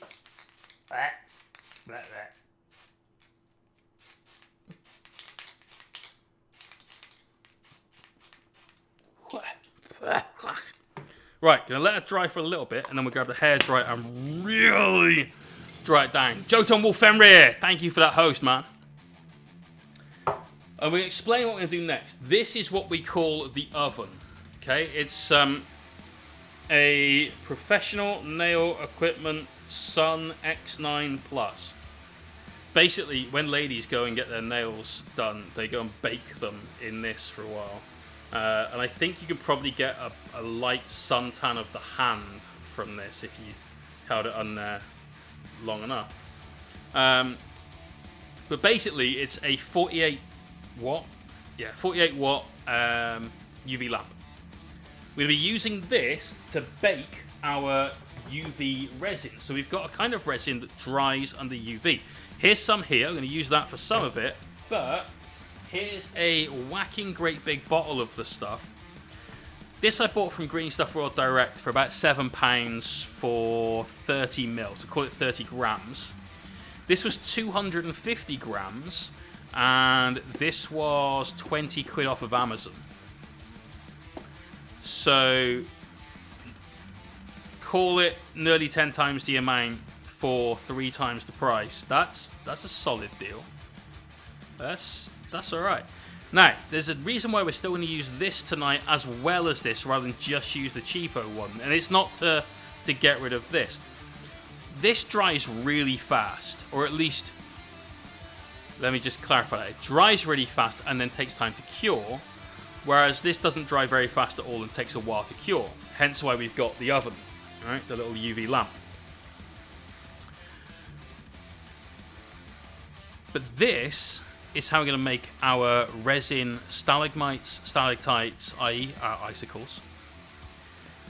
This is how we're going to lay down a pool of frozen water. So use both of those two things. Now for this, we're going to also use this, our little UV torch, because that will help dry this almost instantly as it comes out of the bottle, and you'll see that in action in a bit. Here's a couple of little bits of resin that we snapped off earlier on. So we've got a couple of icicles. There's another really small one that I put down somewhere on my desk earlier, which I desperately wanted to use. And I think I've lost it. But it's a tiny bit of resin, so I've almost got no chance of actually seeing the fecker. Didn't hide it anywhere on there. Okay, cool. We'll just say we've lost it. So we're going to make up a couple of those icicles now, whilst Raggy's varnish is drying. And what we're going to do is we're going to grab this shot glass. So you can see we use this as our paint handle repeatedly. Pop these out of the way. Thought I found it then, but no, it's just some fluff. Yay. You grab all of this. And then what's going to happen, and it's going to be difficult to see on camera, I appreciate, but you'll get some view. We're going to turn this upside down, so we're on top of the canister, so we're like that way up, but we're going to just display it here for now. We're going to slowly allow some resin to come out of here. While that's happening, at the same time, we're going to be drying that off with our torch, and that's going to produce for us some crystal clear icicles. Now, this stuff is grim. I mean, it really, really is. You should use gloves. I've got a glove on one hand at least. You should also make sure you're somewhere ventilated, because when this dries, it catalyzes with the UV light or whatever. It produces a fume, which is a bit pongy. So I've got both doors open, making sure we've got all the ventilation we can have in here. I would try and do it outdoors if I could, but obviously difficult to stream. We'll say lighting is an issue at this time of night. So, just going to get a little bit out onto the base, onto the shot glass, and then start the reaction with the UV to start drying that. And, no, a little bit too much on here, so we've dried that bit, as you can see, and sealed it. Get a shot of that. Tricky.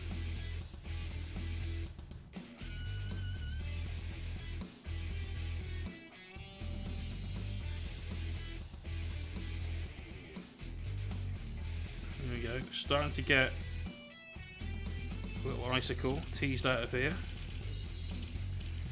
Let's start. I'm going to set that to the base. There we go. So that's.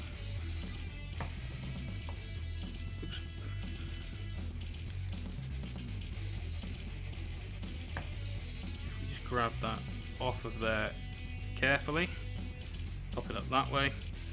Then we'll dry both these in the oven. You can see we've got this little icicle there.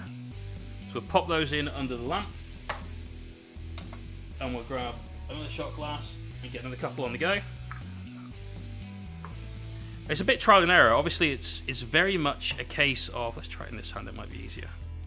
Very much a case of keep going until you get something that's the right sort of shape. And it's usually done by just sort of teasing the resin just into drying.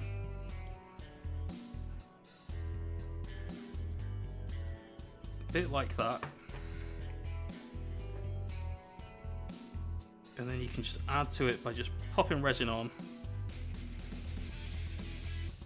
Very slowly, drying that as it forms part of our icicle. So again, difficult to see right now, but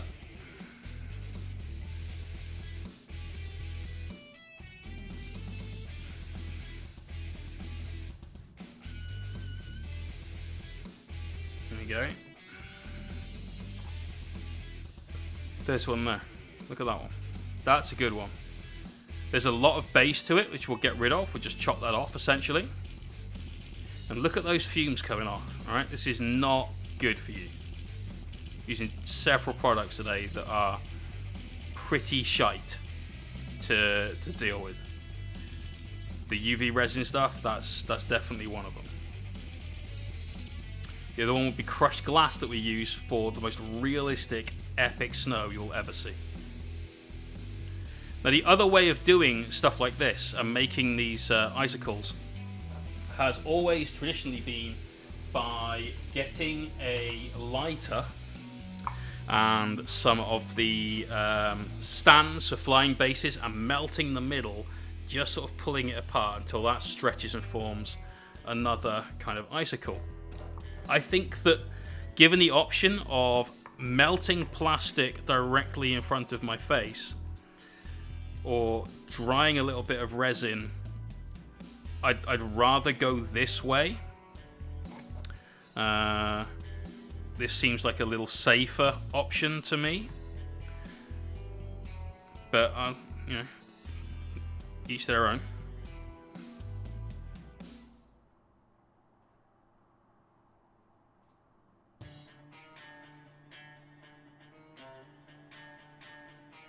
Come on.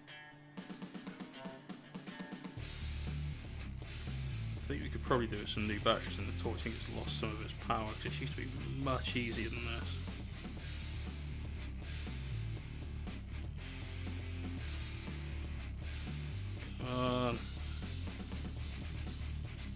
Doesn't want to really start.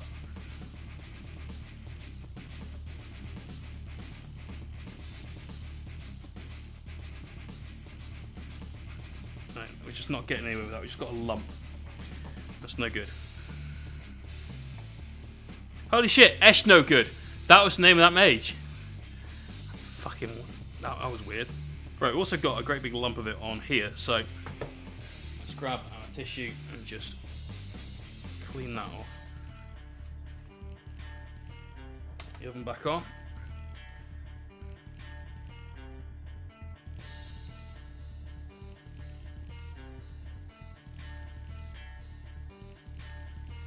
Oh, there we go. Now we've got it.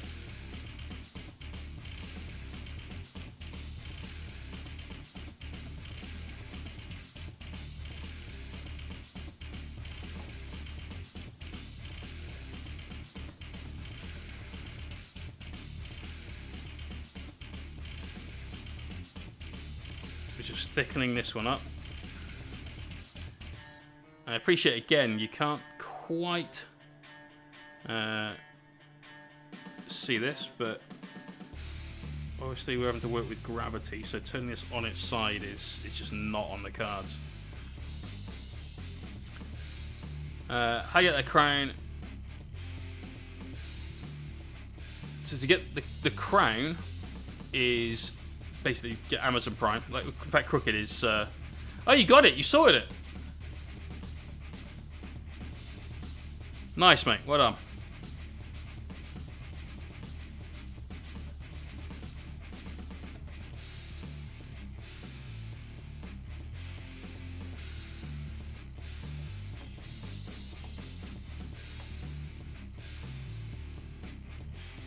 So go for a pretty chunky one, although we just fucked the end up on that one. Because we want to have something really large to go on the front of his base. Just going to snip that. Ping.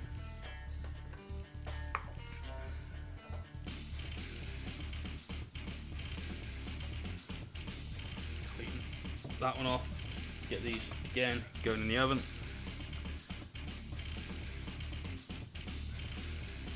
Only downside to our reused nail salon technology over here is it runs for 99 seconds and no more, so you've got to keep hitting that button. Hey Bobby, thank you for that host, dude. To all of you that are hosting, I really, really appreciate it because it helps a lot getting visibility. With Twitch, there's like weird algorithms that it sort of plays around with. I've just picked up a load of resin, which I didn't want to do. We've got it all down here. And hosts are one of the things it values a lot. So that's always, always appreciated. So thanks to everyone doing that. There's a couple of you now. Right, so we've got those dried in the oven. We should have enough there. Hasra! Get this up. Much appreciated, dude. Thank you very much. Let's try and get some smaller ones. So we're going to grab one more shot glass, give this another go. And the follow came in after the sub. Love it when that happens.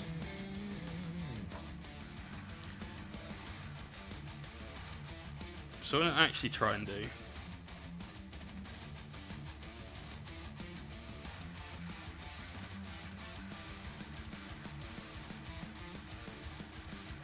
Oh, there we go. That's what I wanted. That's what I wanted. Keep that going.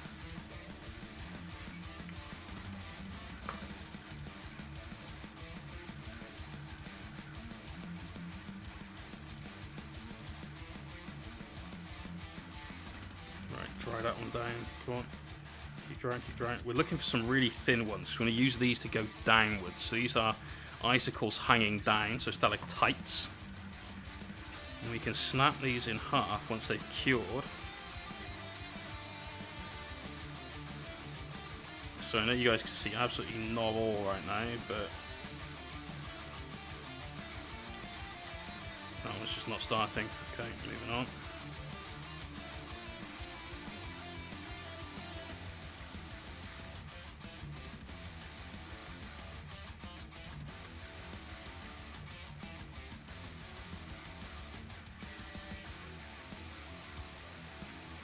There we go, so we've got loads on this one. Into that.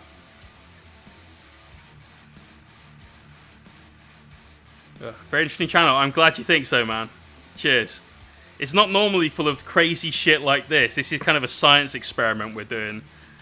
But we do try and keep it entertaining. So, let's do that. Chuck that on there. And then all of that will go in the oven. Yeah, we're not finished with the resin, so I'm not going to take my gloves off just yet. Some is already yellow, which is really annoying. Because the other thing we need to do is fill this hole in his base for this frozen lake we're going to do. So we're going to pop this resin away for a second. Not going to use that. We're going to need to take a break for some drying time, unfortunately. It's going to take a good sort of 4 minutes or so drying. What we're going to do is going to pour resin now out of this little spigot into this base. I'm going to make sure that's nice and flat before we try curing it. So just going to go in a little at a time. We've got some recesses to fill. And then Raggy will get baked in the oven. Again, the oven is the nail thing. So we're tapping it down to stop any bubbles. Rocky, welcome back, dude. Also help it settle in there.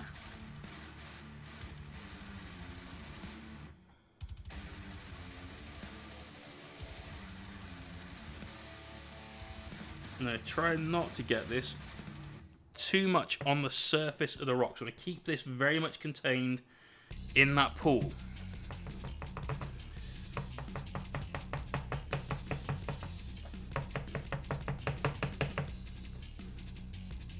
So that skull is about as far as we can go that way because there's nothing sort of blocking it in, but we've got a nice little dip just here we can add some more of this into.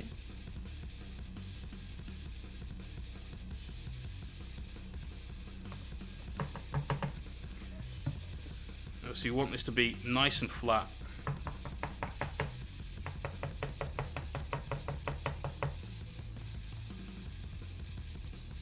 Let's see where we're at. We can definitely add in some more over here.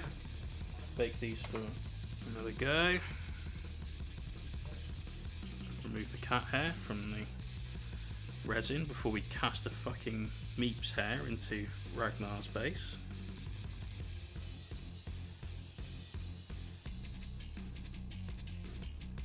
Now this could take 10 minutes just to dry, like in the nail bar UV lamp.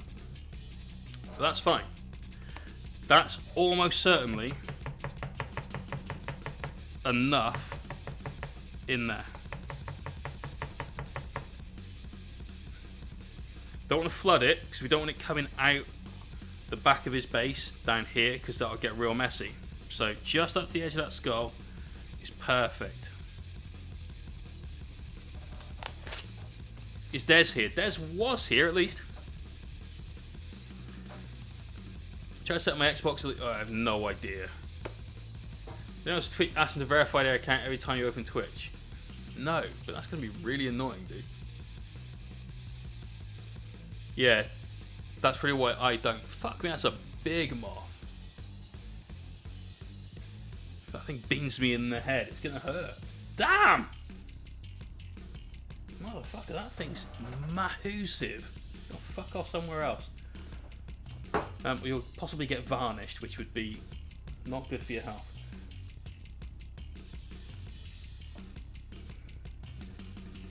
He's loving the UV light.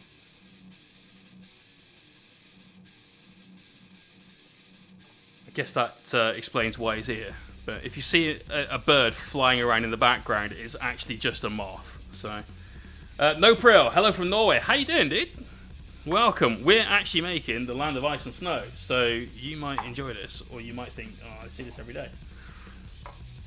But here are some stalagmites, some icicles that we've created. Some of these, like this one's already yellowed, so we're not going to use this at all. It looks a bit like this one still looks okay. Most of these look good. The ones we did earlier on still look good, so that's a definite tick in the plus column. There it is. That's the one I was looking for. God damn you, where are you fucking hiding? And cool. So we're gonna pop Raggy in there next. He's gonna get his treatment in the spa. It doesn't fit. We need to raise that up with more shot glasses.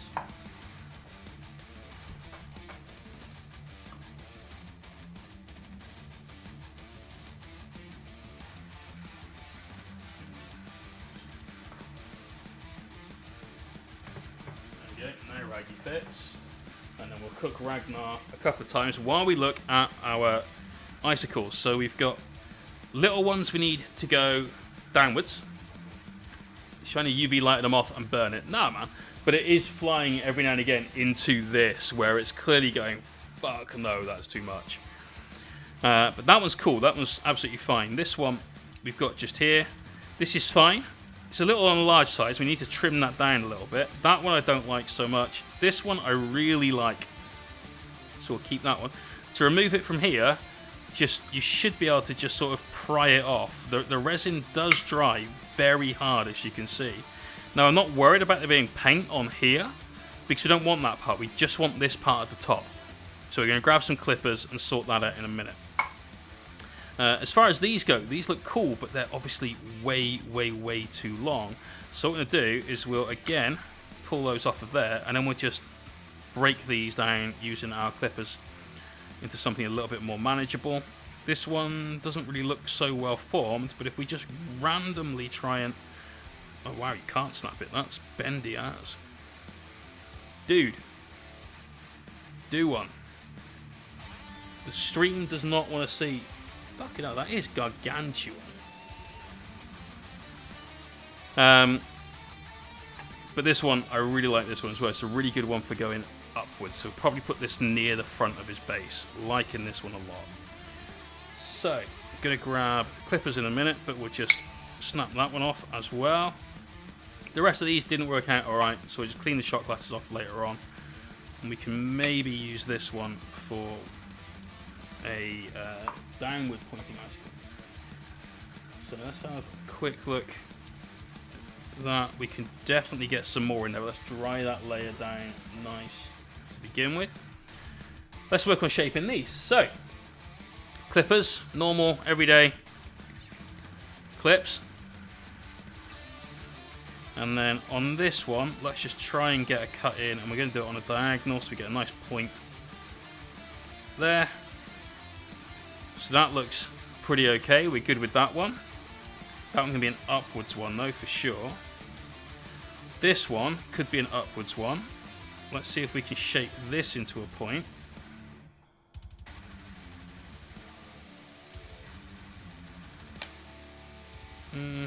Maybe not. Ah, there we go. That's better. No Prill, thank you for that follow. Fucking hell, this thing's attacking my back now. If it flies into my head, we cock off.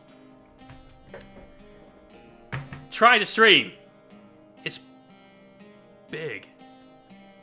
I'm not scared of them. It's just, I don't want to hurt it.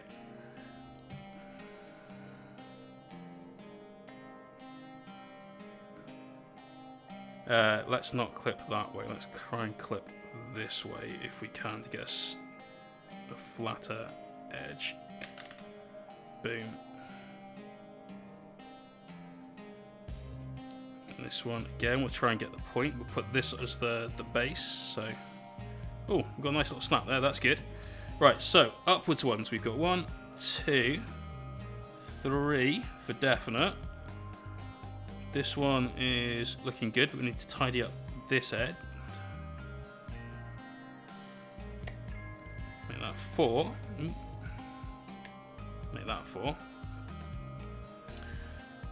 But we need to add a bit more resin to Raggy. You can see the stuff that we've got in here.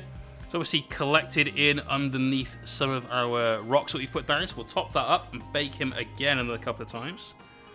Get a nice decent thickness of this because we want to put down some crushed glass snow on top of this. So just carefully pour that in that recess. Make sure we don't drop it anywhere else. There we go. And then we'll pop him back in the oven. Another sort of 4 or 5 minutes perhaps. Pretty much just tuned in. The oven is this like UV lamp, not an actual oven. Please don't go and bake your yeah, I don't hate killing bugs like spiders and shit like that. I don't give a fuck, but this moth's really big and it's actually quite pretty looking. It's kind of fluffy. I think it's actually still down my back, but it's not going to hurt me at all. Like, I am billions of times its size. I don't no need to be afraid of it or anything silly. So, don't want a piece that big. Not really. For this one, I really like this part of it. But we just need to trim down the base a bit if we can. If we can't, it ends up breaking the icicle. Then we'll rescue the icicle. But I don't want this big splodgy base. So let's just trim these off. Obviously it's very brittle. We're going to be doing the hoovering tomorrow, so I'm not too fussed about getting this everywhere, but do be a little bit sort of thoughtful of your cleanup, yeah? Especially with the crushed glass, and that's why we're doing the hoovering tomorrow, is because first thing in the morning I'm going to give all of the studio a quick once over, because I don't want a cat walking on this on the floor, for instance, and then maybe licking her paw, because this is going to be a horrible, horrible thing. Right, in terms of our ones that are hanging down, we've got those two. They're both cool. And we've got this one, which is really, really awesome. It's a proper big old icicle. Love that one. Just keep baking Raggy, and he is looking fucking great right now. So, what can we do while Raggy is getting his suntan going on? I can talk to you guys a little bit about that, but meh, what can you really say other than this glass? Be fucking careful. We can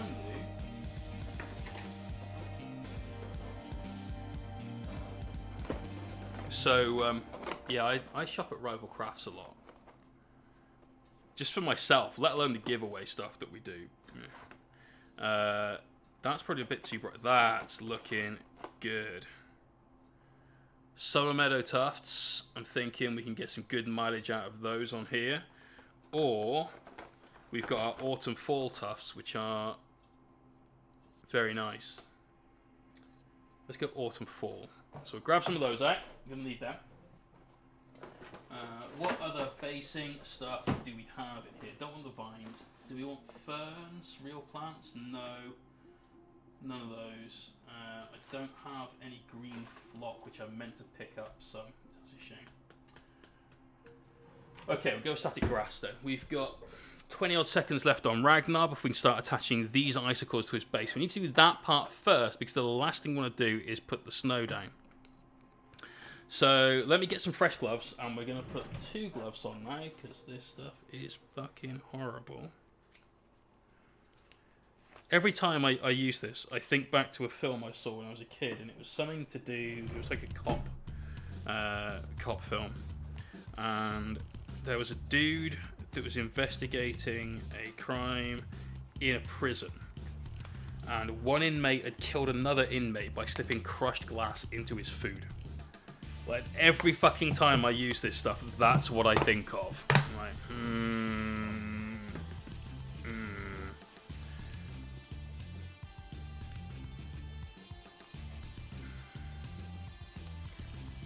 In his potatoes. Wait, did you see that? I haven't imagined this. I'm pretty sure I've seen... Do you remember what film or what show it was? Was it like Columbo or something?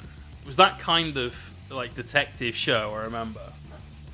Also, Fish, how you doing? Welcome. Didn't see you there. Too busy ducking moths at a dive bomb in my head. You'd be pleased to know there's a murder thing involving crushed glass. Damn.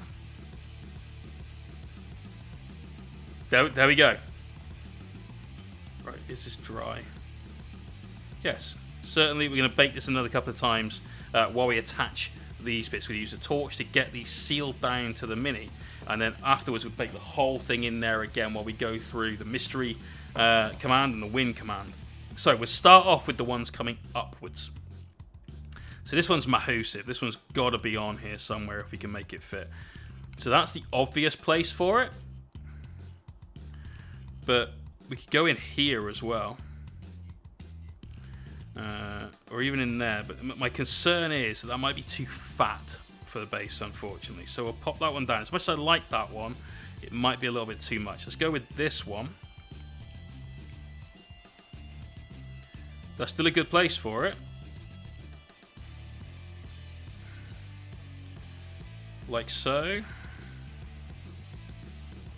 Yeah, I think that was a good place. So, what we're going to do, have a tiny dab of super glue.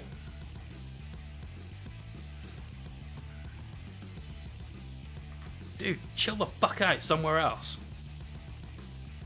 Or just chill the fuck out. This thing's legit, like 2 inches head to tail.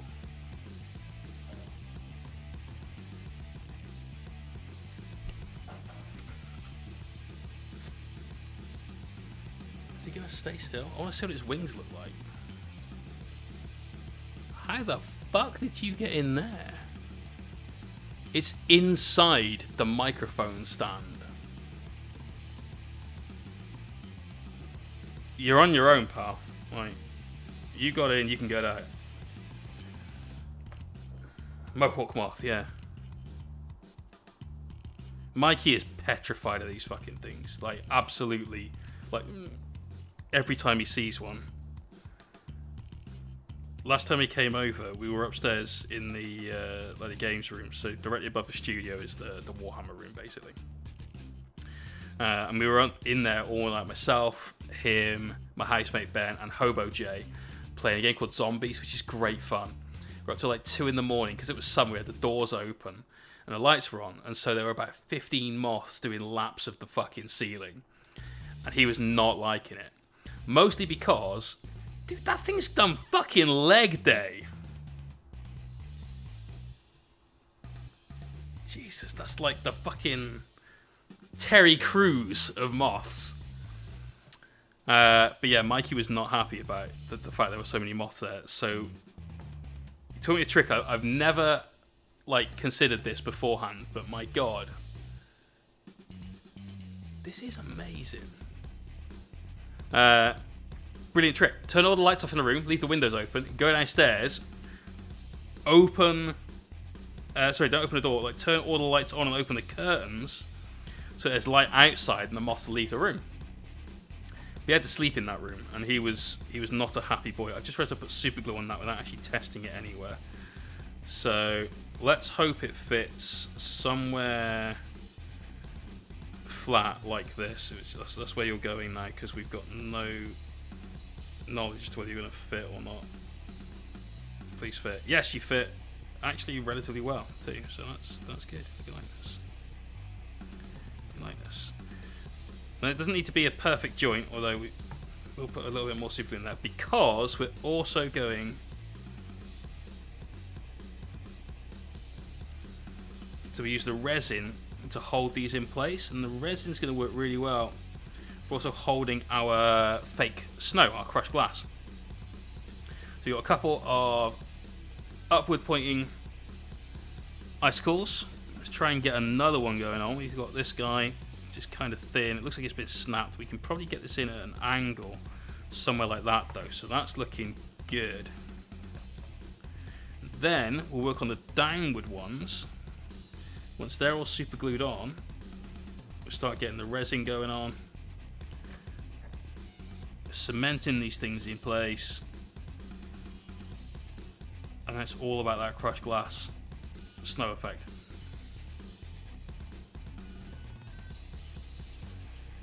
Boom.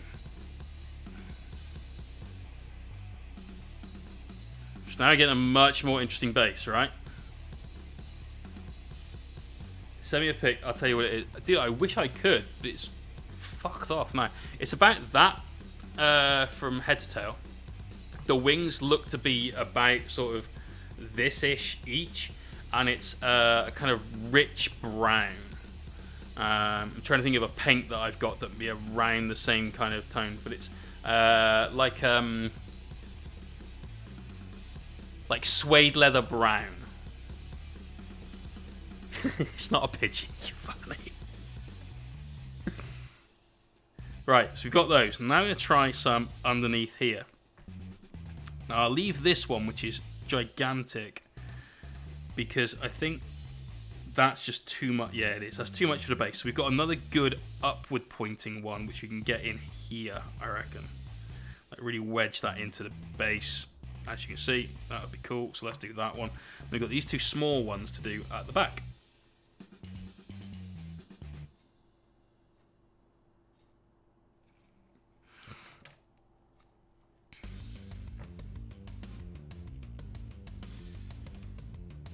That in there, good and snug.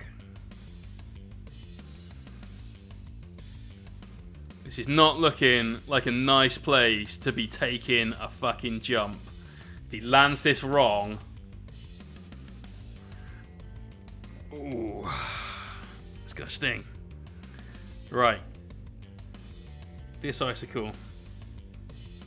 This might be the only one we get to put on it. It's kind of chubby. But I do like it. It's got a really nice point on it. Yeah, that can go on there.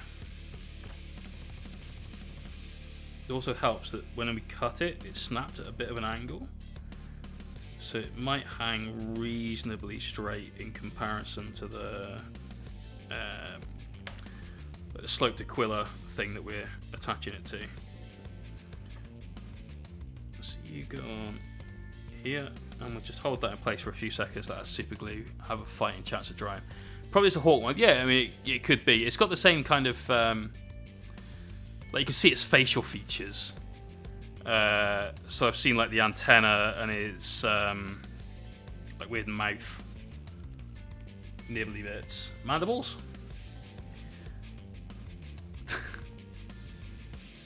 Fish, do you not like moths? I thought fish were meant to eat moths, not the other way around. Right, there we go. So that's hanging on there. And then we've got these at the front looking fucking sick right now. But they also, right now, just look attached to the Mini. There's nothing that makes it look like they're part of the scene. And that's what we're going to start getting onto very shortly. The first thing we're going to do is start getting some of this on there. And actually, before I do that, I do need a piece of paper or card. That will do.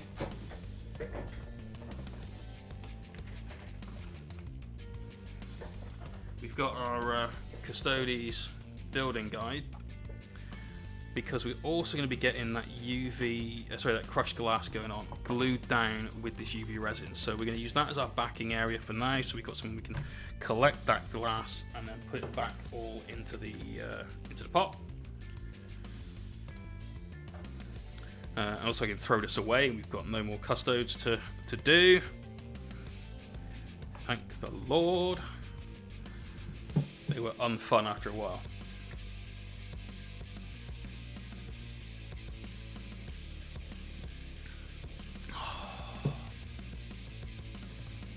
$58.57 to the custards.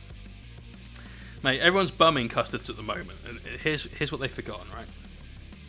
They've gone, Custodes are super powerful, because now they've got command points, and now they've got stratagems that they can use. They've got a Telemon that can stop you from getting rerolls, and they can do all this shit. And that's great. It's truly, truly, truly great. But the thing that everyone's forgotten about Custodes is there's like 3 of them on the table. So choose your fucking targets correctly. Done. Fish is right. Ninja Wolf, peace out, dude. Thanks for stopping by. Good to see you again, man. Right. So first thing I'm going to do is going to add on some little bits of this resin to help anchor these icicles into the scenery. And we're using this stuff because it dries quicker, and we're just going to pop a little of this on around our icicles. It doesn't matter if it sort of spills out and over and around a little bit. I didn't want to get any on the icicle itself, because that's going to really help cement these things in place. It also is just going to look like ice. That's it. That's more me than Japers. Hey mate, I get 6. My 2,000 point list, which I think is legit, is 6 knights in 9th. Because we were overcosted in 8th. And I told everyone this, and they're like, no. Each knight is going to be like 600 points for a Crusader, man.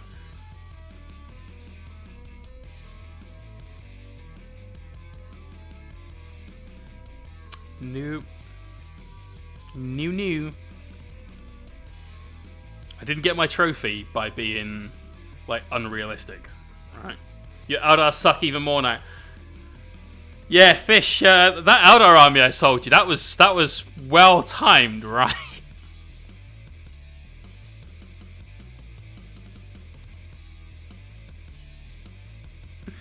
Look, the way I see it, you made most of it back in terms of flogging the Dark Eldar I threw in there for free, so, you know.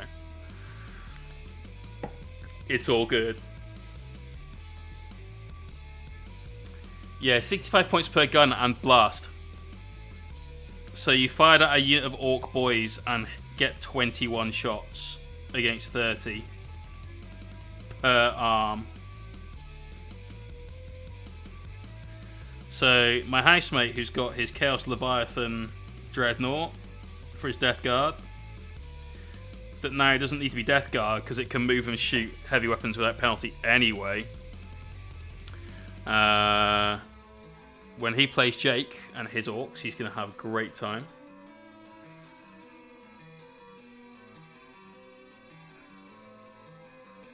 I think I'm one of the only people that likes this, but I still genuinely like the melter. Oh, I forgot what it's called. There's like melter guns that you could put on a Leviathan, and I think they're fucking good. Flat 4 damage, man. That's where it's melter. It could be, but I don't think that's right. Because I thought that, and then my brain went, no, it's not that. So I'm either being special, every chance, or it isn't that. I don't know which it is. Right, so that's those 2 done. We've got 2 here, and then this upside down one to do. So all we're doing, as you can see, is just popping some more resin around the icicle.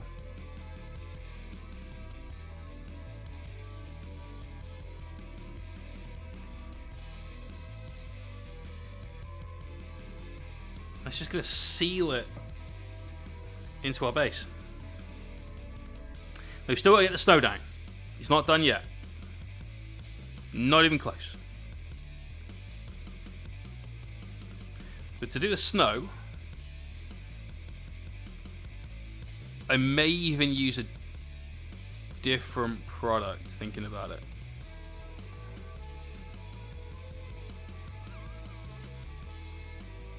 Yeah, I might do. Cyclonic melter. That's it. Cyclonic melter lance. Yeah. Viking, we were both kind of right. I knew there was another word to it. Cyclonic. That's the one. Has anyone seen the Knights Forge Road FAQ? If there was one, though. I saw the Chaos one. I didn't see one for Imperial Knights. I saw one for Imperial Guard. I saw one for Space Marines. Xenos. And I think Eldar.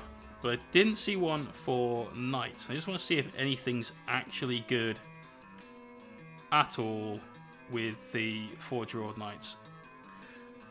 Based on previous investigations, they're probably still a bit of a pile of wank.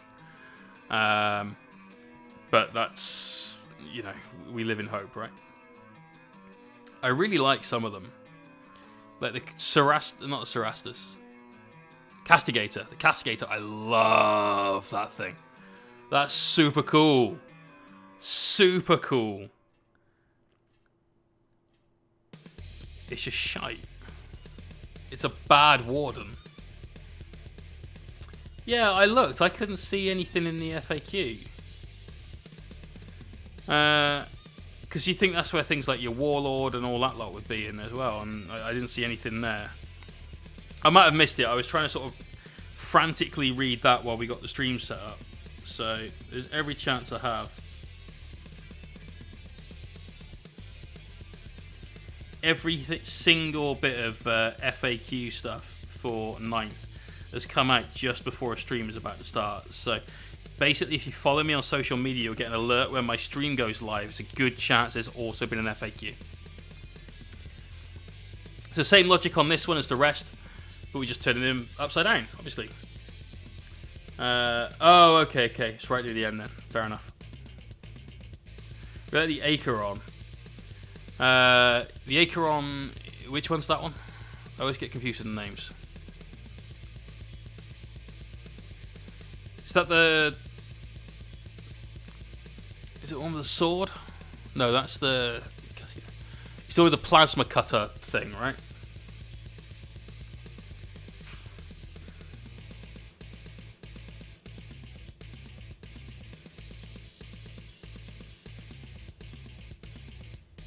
Right.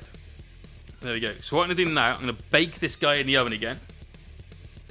But those icicles are looking pretty fucking epic. Dual heavy bolter chainsword and the fat flame thing. Oh, okay, yeah.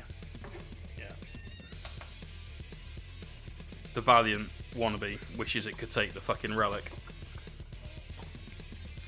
Then, let's get ready for our snow to go down. I said I'd use a different product, and I think I'm going to, because I think just having it dry naturally is going to be better for me than not. So I've actually got this, which is what I used to use for water prior to finding this UV resin. It doesn't really have a shrinkage issue. This stuff is pretty good. It does take all night to dry at minimum, though. So we're going to use that. I'm going to grab a old shot glass that's clean on the inside. Yep. So boom, there we go. Got that. I want a pipette, which I might still have one lurking on there, which we do. Boom, don't want that. That should be it. So we're going to bake Raggy one more time after this. We've got about 1.5 minutes, 2 minutes. So we go through quickly our giveaways again. So, as usual, every month we do 2 giveaways at minimum. This month, I think we're up to 5 now. Maybe even more. The first one is a £50 hobby voucher. So on the end of the month's stream, which is the 30th, which is a Thursday. Yeah, it's 2 weeks today. There you go. So 2 weeks today is the end of the month stream. You could win a £50 hobby voucher just for tuning in and watching. If you're a subscriber as well and you've watched every show that we put out in a month, you get about 10 chances to win that voucher. 10 tickets, basically, into the raffle. It's really, really good. We've given out now 15 hobby vouchers. They've been turned into things like airbrushes, minis. The last one was redeemed for Nagash, so that's an awesome prize right there, yeah? Then we do another prize, exclamation point mystery, for some details on that. We have a selection of 3 minis, 2 of which you'll know about. And this month, those 2 minis are right here. We've got a Chaos Obliterator. Paint out a Legion of your choice. We'll do some freehand on this one shoulder pad. Why not? Any Chaos Legion, Ultramarine, White Scar, Dark Angels, they're all heretics really. Any of those that you want. Or you could choose the Blood Bowl Minotaur, which is sick. I really, in fact, I love both these models, but this one, I genuinely love this. I really want to paint it. So there's every chance that this will be in a giveaway again if it doesn't get picked. Great for Blood Bowl, obviously. Good for Sigmar, potentially. Also, good for things like D&D. There's a lot of D&D players here in the chat, so a couple of things you can do there. Now, if you don't want either of those 2, you could gamble it all away on the mystery box. Now, you won't get the box. The box is mine. You can do one. It is absolutely mine. The contents of the box, however, are up for grabs. Now, this is a mini of some description that has been on those shelves. Doesn't narrow it down very much at all. There's some limited edition stuff on there. There's some rare, hard to find stuff like the Terminator Chaplain. There's Warcry stuff. There's Underworld stuff. There's Blood Bowl stuff. 40k stuff. Sigmar stuff. But then there's things like some scenery. Could just be some ruins. It could be a single grot. You have a little tease. It fits in that box. That's your tease. I'm not opening it. It only gets opened when it gets picked. That's it. Wasn't picked last month. Raggy was picked instead. You'll have to win it and choose it to find out if A, it was worth it. It's a mystery, and it might not be. But equally, the first one we did was an Eldar Wraithlord, which Fish went in the poster there, I promise you. I can prove it if you need. It could be a Nurgling. We did those Nurgle Demons. Could be a Nurgling.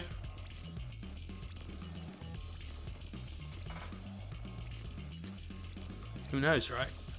I know, and I'm the only one that does too. So, those are your prizes there. Also, exclamation point box. If you want to win the complete Indomitus box, not bits of it, the whole fucking thing to yourself, exclamation point box, go to the link that command brings up. It'll take you to an Instagram post of mine. Follow the instructions on that Instagram post. Make sure you follow them all, and you could be in with the chance to win one of those boxes. They were very difficult to get hold of. Now, of course, made to order.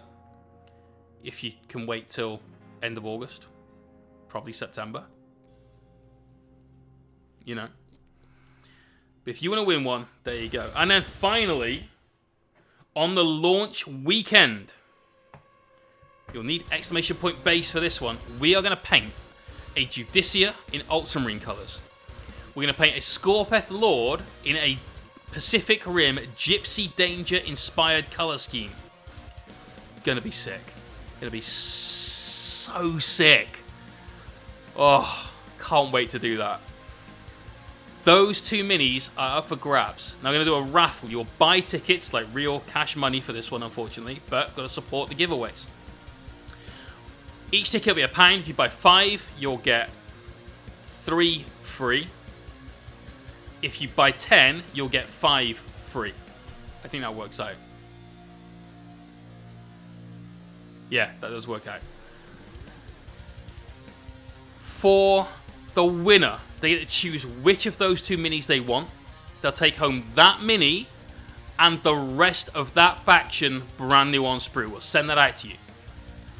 Second place prize, 120 days. So 3 months. Get it by Christmas. Or you could just win one now. Second place prize gets the other mini and the rest of his faction. Brand new on sprue. And I've even got a cheeky prize for third place and possibly even more. The last time we did something like this, we ended up with like 7 prizes donated by people like SN, Hellstorm Wargaming. We even just offered up a prize of just go to the GW website, choose a Titanic model, and I'll buy it for you. We even did that. So, definitely some cool shit. Well, we're tuning into that stream. 10 a.m. start on the 25th, the launch day of Indomitus. We'll be there all day, most of the night, and then Sunday as well. What if you live close by? It saves postage. I mean, do you live in Gloucestershire?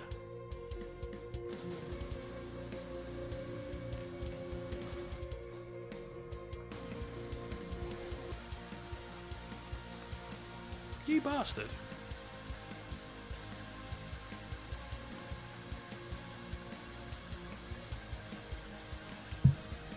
You bastard!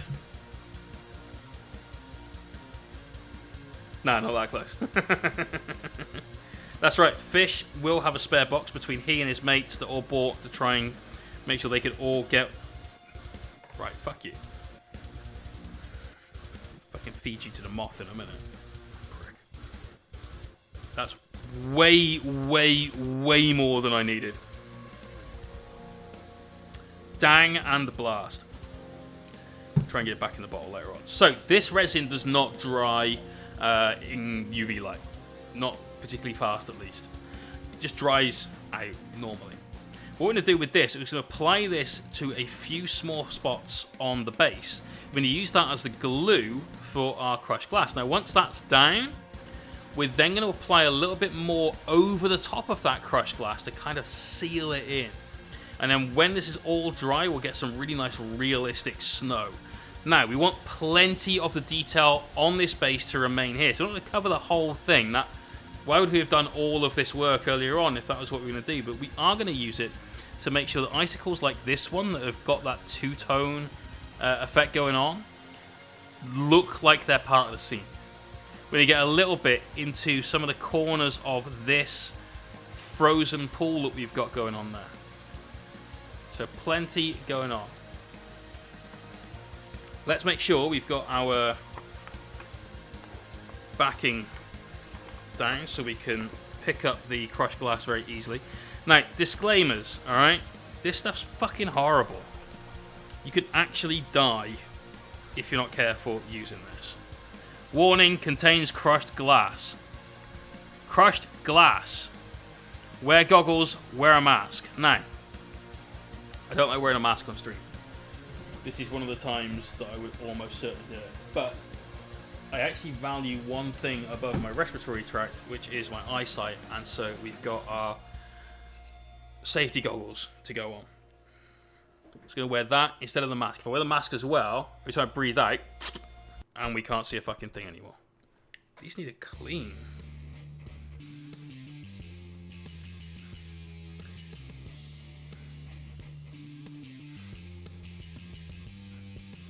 That's because you're not face fitted. Also, you know, everything else. Safety squints engaged. Absolutely. Chicken fingers. You got it. Right, we're also running late tonight as well. So oh, well, that's clear. That's good. These are made by Jaguar. I've got fucking quality safety squints.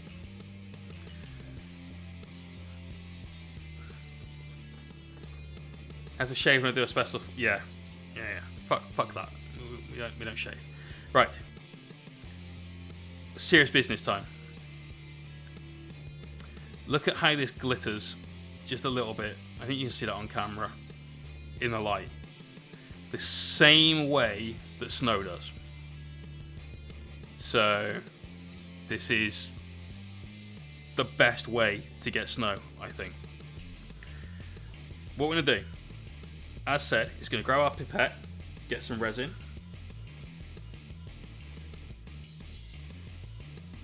And we're using the pipette because it's obviously a lot more accurate than the bottle itself. And we will just start applying this on top of this resin.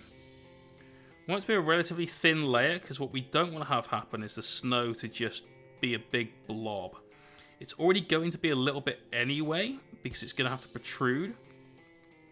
But it'll look more like a snowdrift than just a clump of snow. And then we take our crushed glass and just drop that over the surface. Now, did you see how on immediate application... Well, I was trying to do it slowly, but we fucked that. But on immediate application, it soaked up some of that resin from underneath.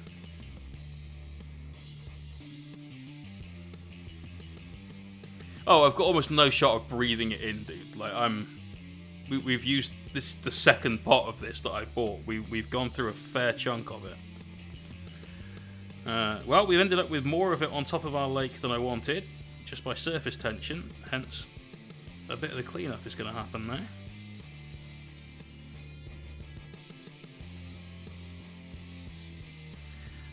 I'm more at risk of eating the thing by accident, which I'd like to think I'm clever enough, just about, regardless of what some of you may think.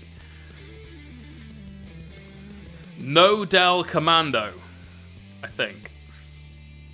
Thank you for that follow, dude, and welcome to the stream. Yeah, I'm clever enough not to eat it, and I'm certainly not going to breathe it in. But now look at this icicle. Now that looks like it belongs, but we don't want any of this to fall off. So what we're going to do then, after that's gone on, and if we've done everything else, is cover it up with another layer of this. But for now, let's just keep working around the mini. And then we'll use another cocktail stick. Use the dirty one that we've got, already used. So we can differentiate the two. As a spreader for that. Like so. Then pour on more of this glass.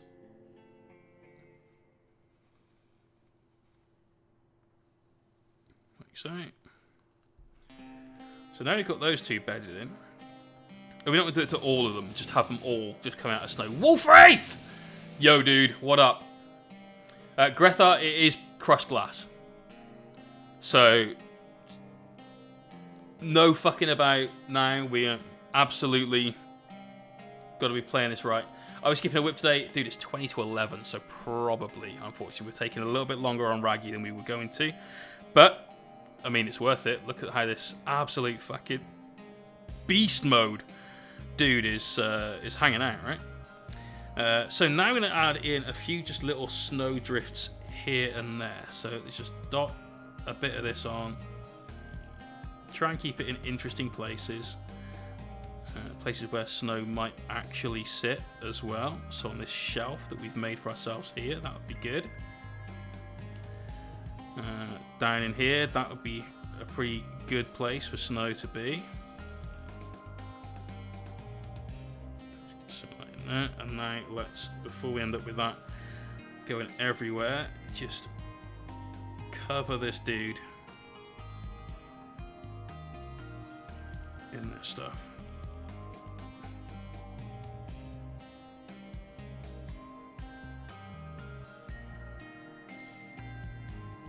This is why whenever you're using this, you have to work on something you can pick it all up in, because you're gonna need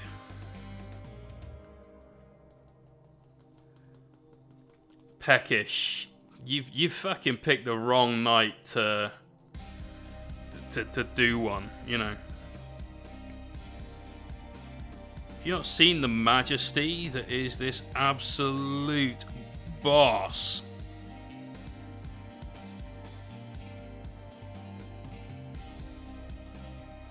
But we're even managing to scratch snow off the frozen lake that he's about to jump over.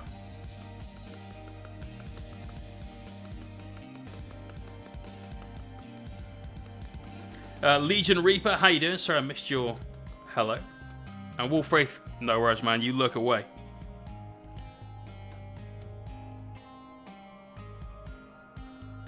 So we're just scratching some of this glass off of that resin.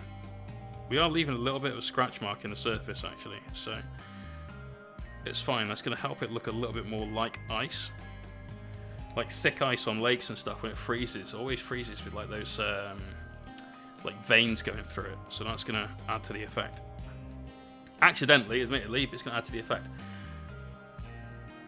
So, I think from the front, that looks fucking outstanding.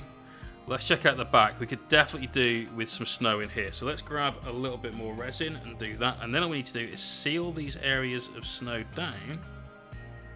And we're pretty much good to go. I want to get maybe a little bit glued onto the frozen lake as well. Just to some of the corners, perhaps. I watched the VOD, don't you worry. I'm in the office on my own tomorrow. That shit's getting watched. Nice. Nice, man. Get involved on that YouTube.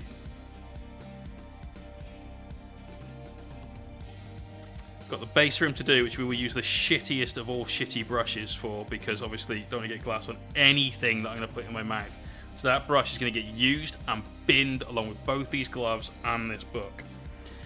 So the last thing... I don't think we can actually get any on the lake surface, but I imagine when we seal in some of this... Actually, we could just do a little bit more here.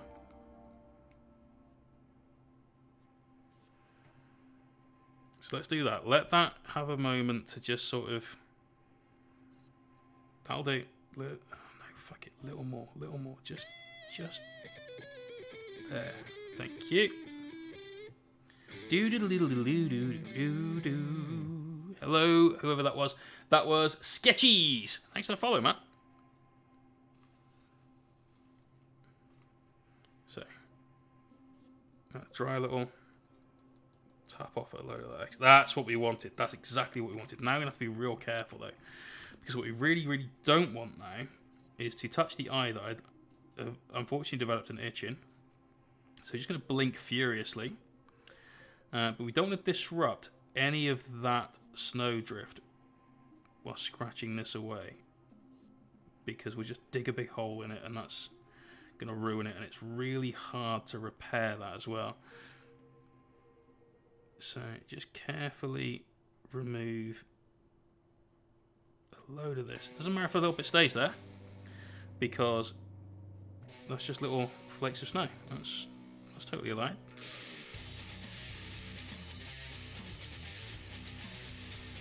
Really want to rub my eye. Cannot do that.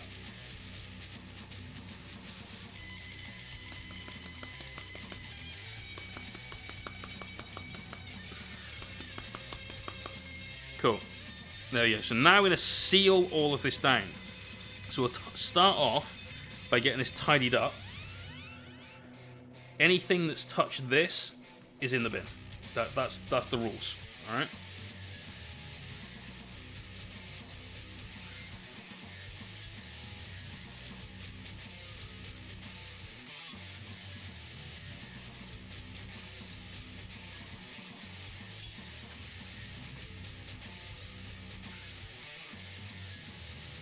All of that goes back into this.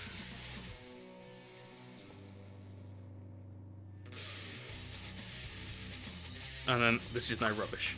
These cocktail sticks are now rubbish. All of that, straight in the bin. There we go. These, also, immediately rubbish. Ah! It's fucking arm hair! Oh! There were like 4 that came out. Bastard! Fucking ow! Cock! No whip this evening, I'm afraid, dude. Because we are now very late and we're not finished yet. So, got a base room to do.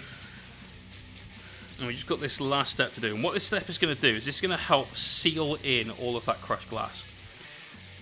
Just going to take a very small amount of this resin, just a tiny drop, place it on there, and notice how it will immediately start to sort of flood out around the middle. Right now, this looks more like ice than snow. When this dries and forms a completely clear layer of resin, it will just look like snow. Maybe slightly wet snow rather than like dry powder snow, but definitely snow. That's the only downside to stuff like this, is you've kind of got to wait 24 hours for this to dry after you've done it to really see the awesomeness of the effect that you've got.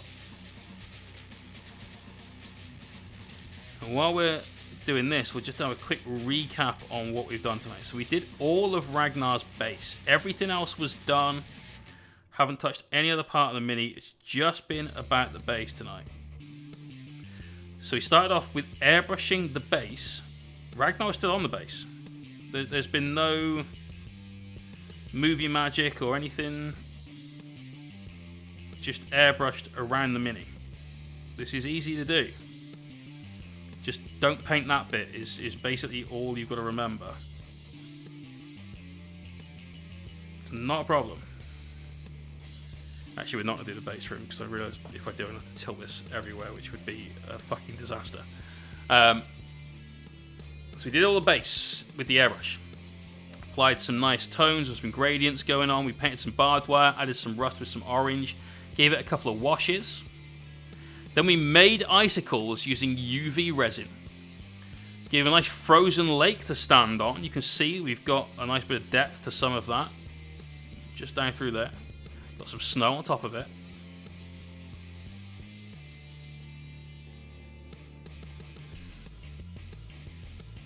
And there is the Wolf King.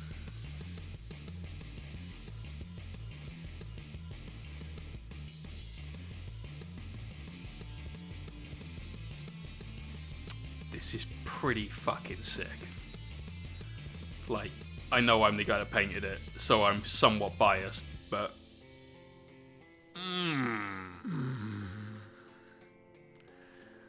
Oh yes.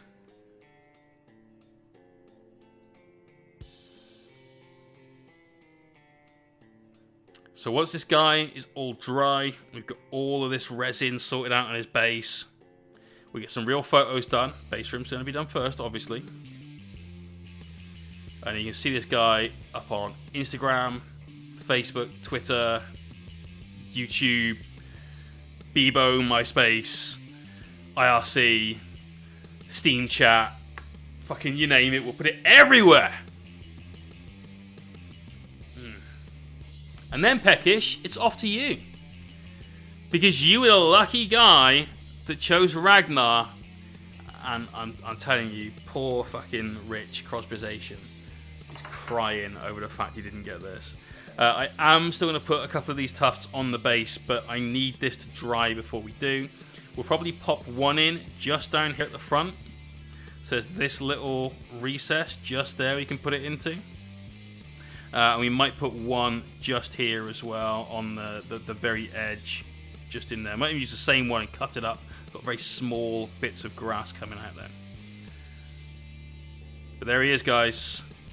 Ragnar Blackman. If you want to know how we painted this, and today is the first stream that you've seen, exclamation point YouTube, go over there.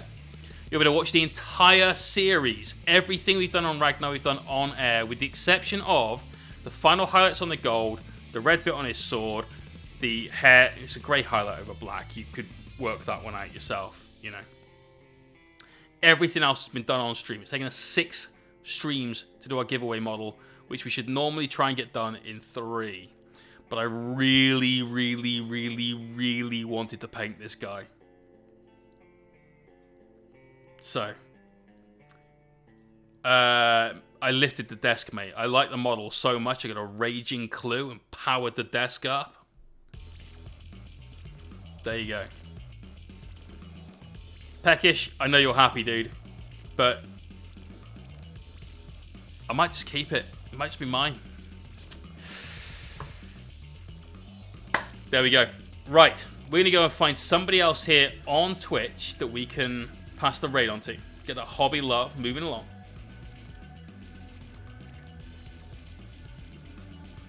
Let's see who else is streaming.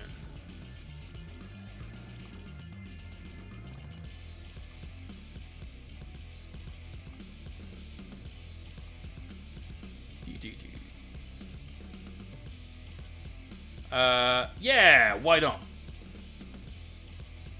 Ooh, or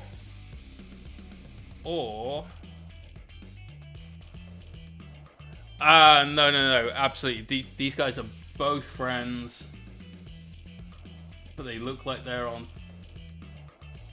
What turn are you guys on? Oh, they're just wrapping up. Fuck it. I was about to go and raid Glasshammer because Manny and Vic are playing, and they're both good friends of mine. But it looks like they're about to finish their game, and so I don't want to spoil it for anyone. So instead, you go and raid Eeny Minis. Thank you to everyone for tonight. You guys have been amazing. Don't want to give it away. Fuck no, man. Fuck no. It's mine now. We're going to raid Eeny Minis. She's painting what looks like some sort of Noise Marine-esque mini. Thanks again to all of you tonight. Let's roll them credits. Peace out, everyone. We'll see you on Sunday, live at 9.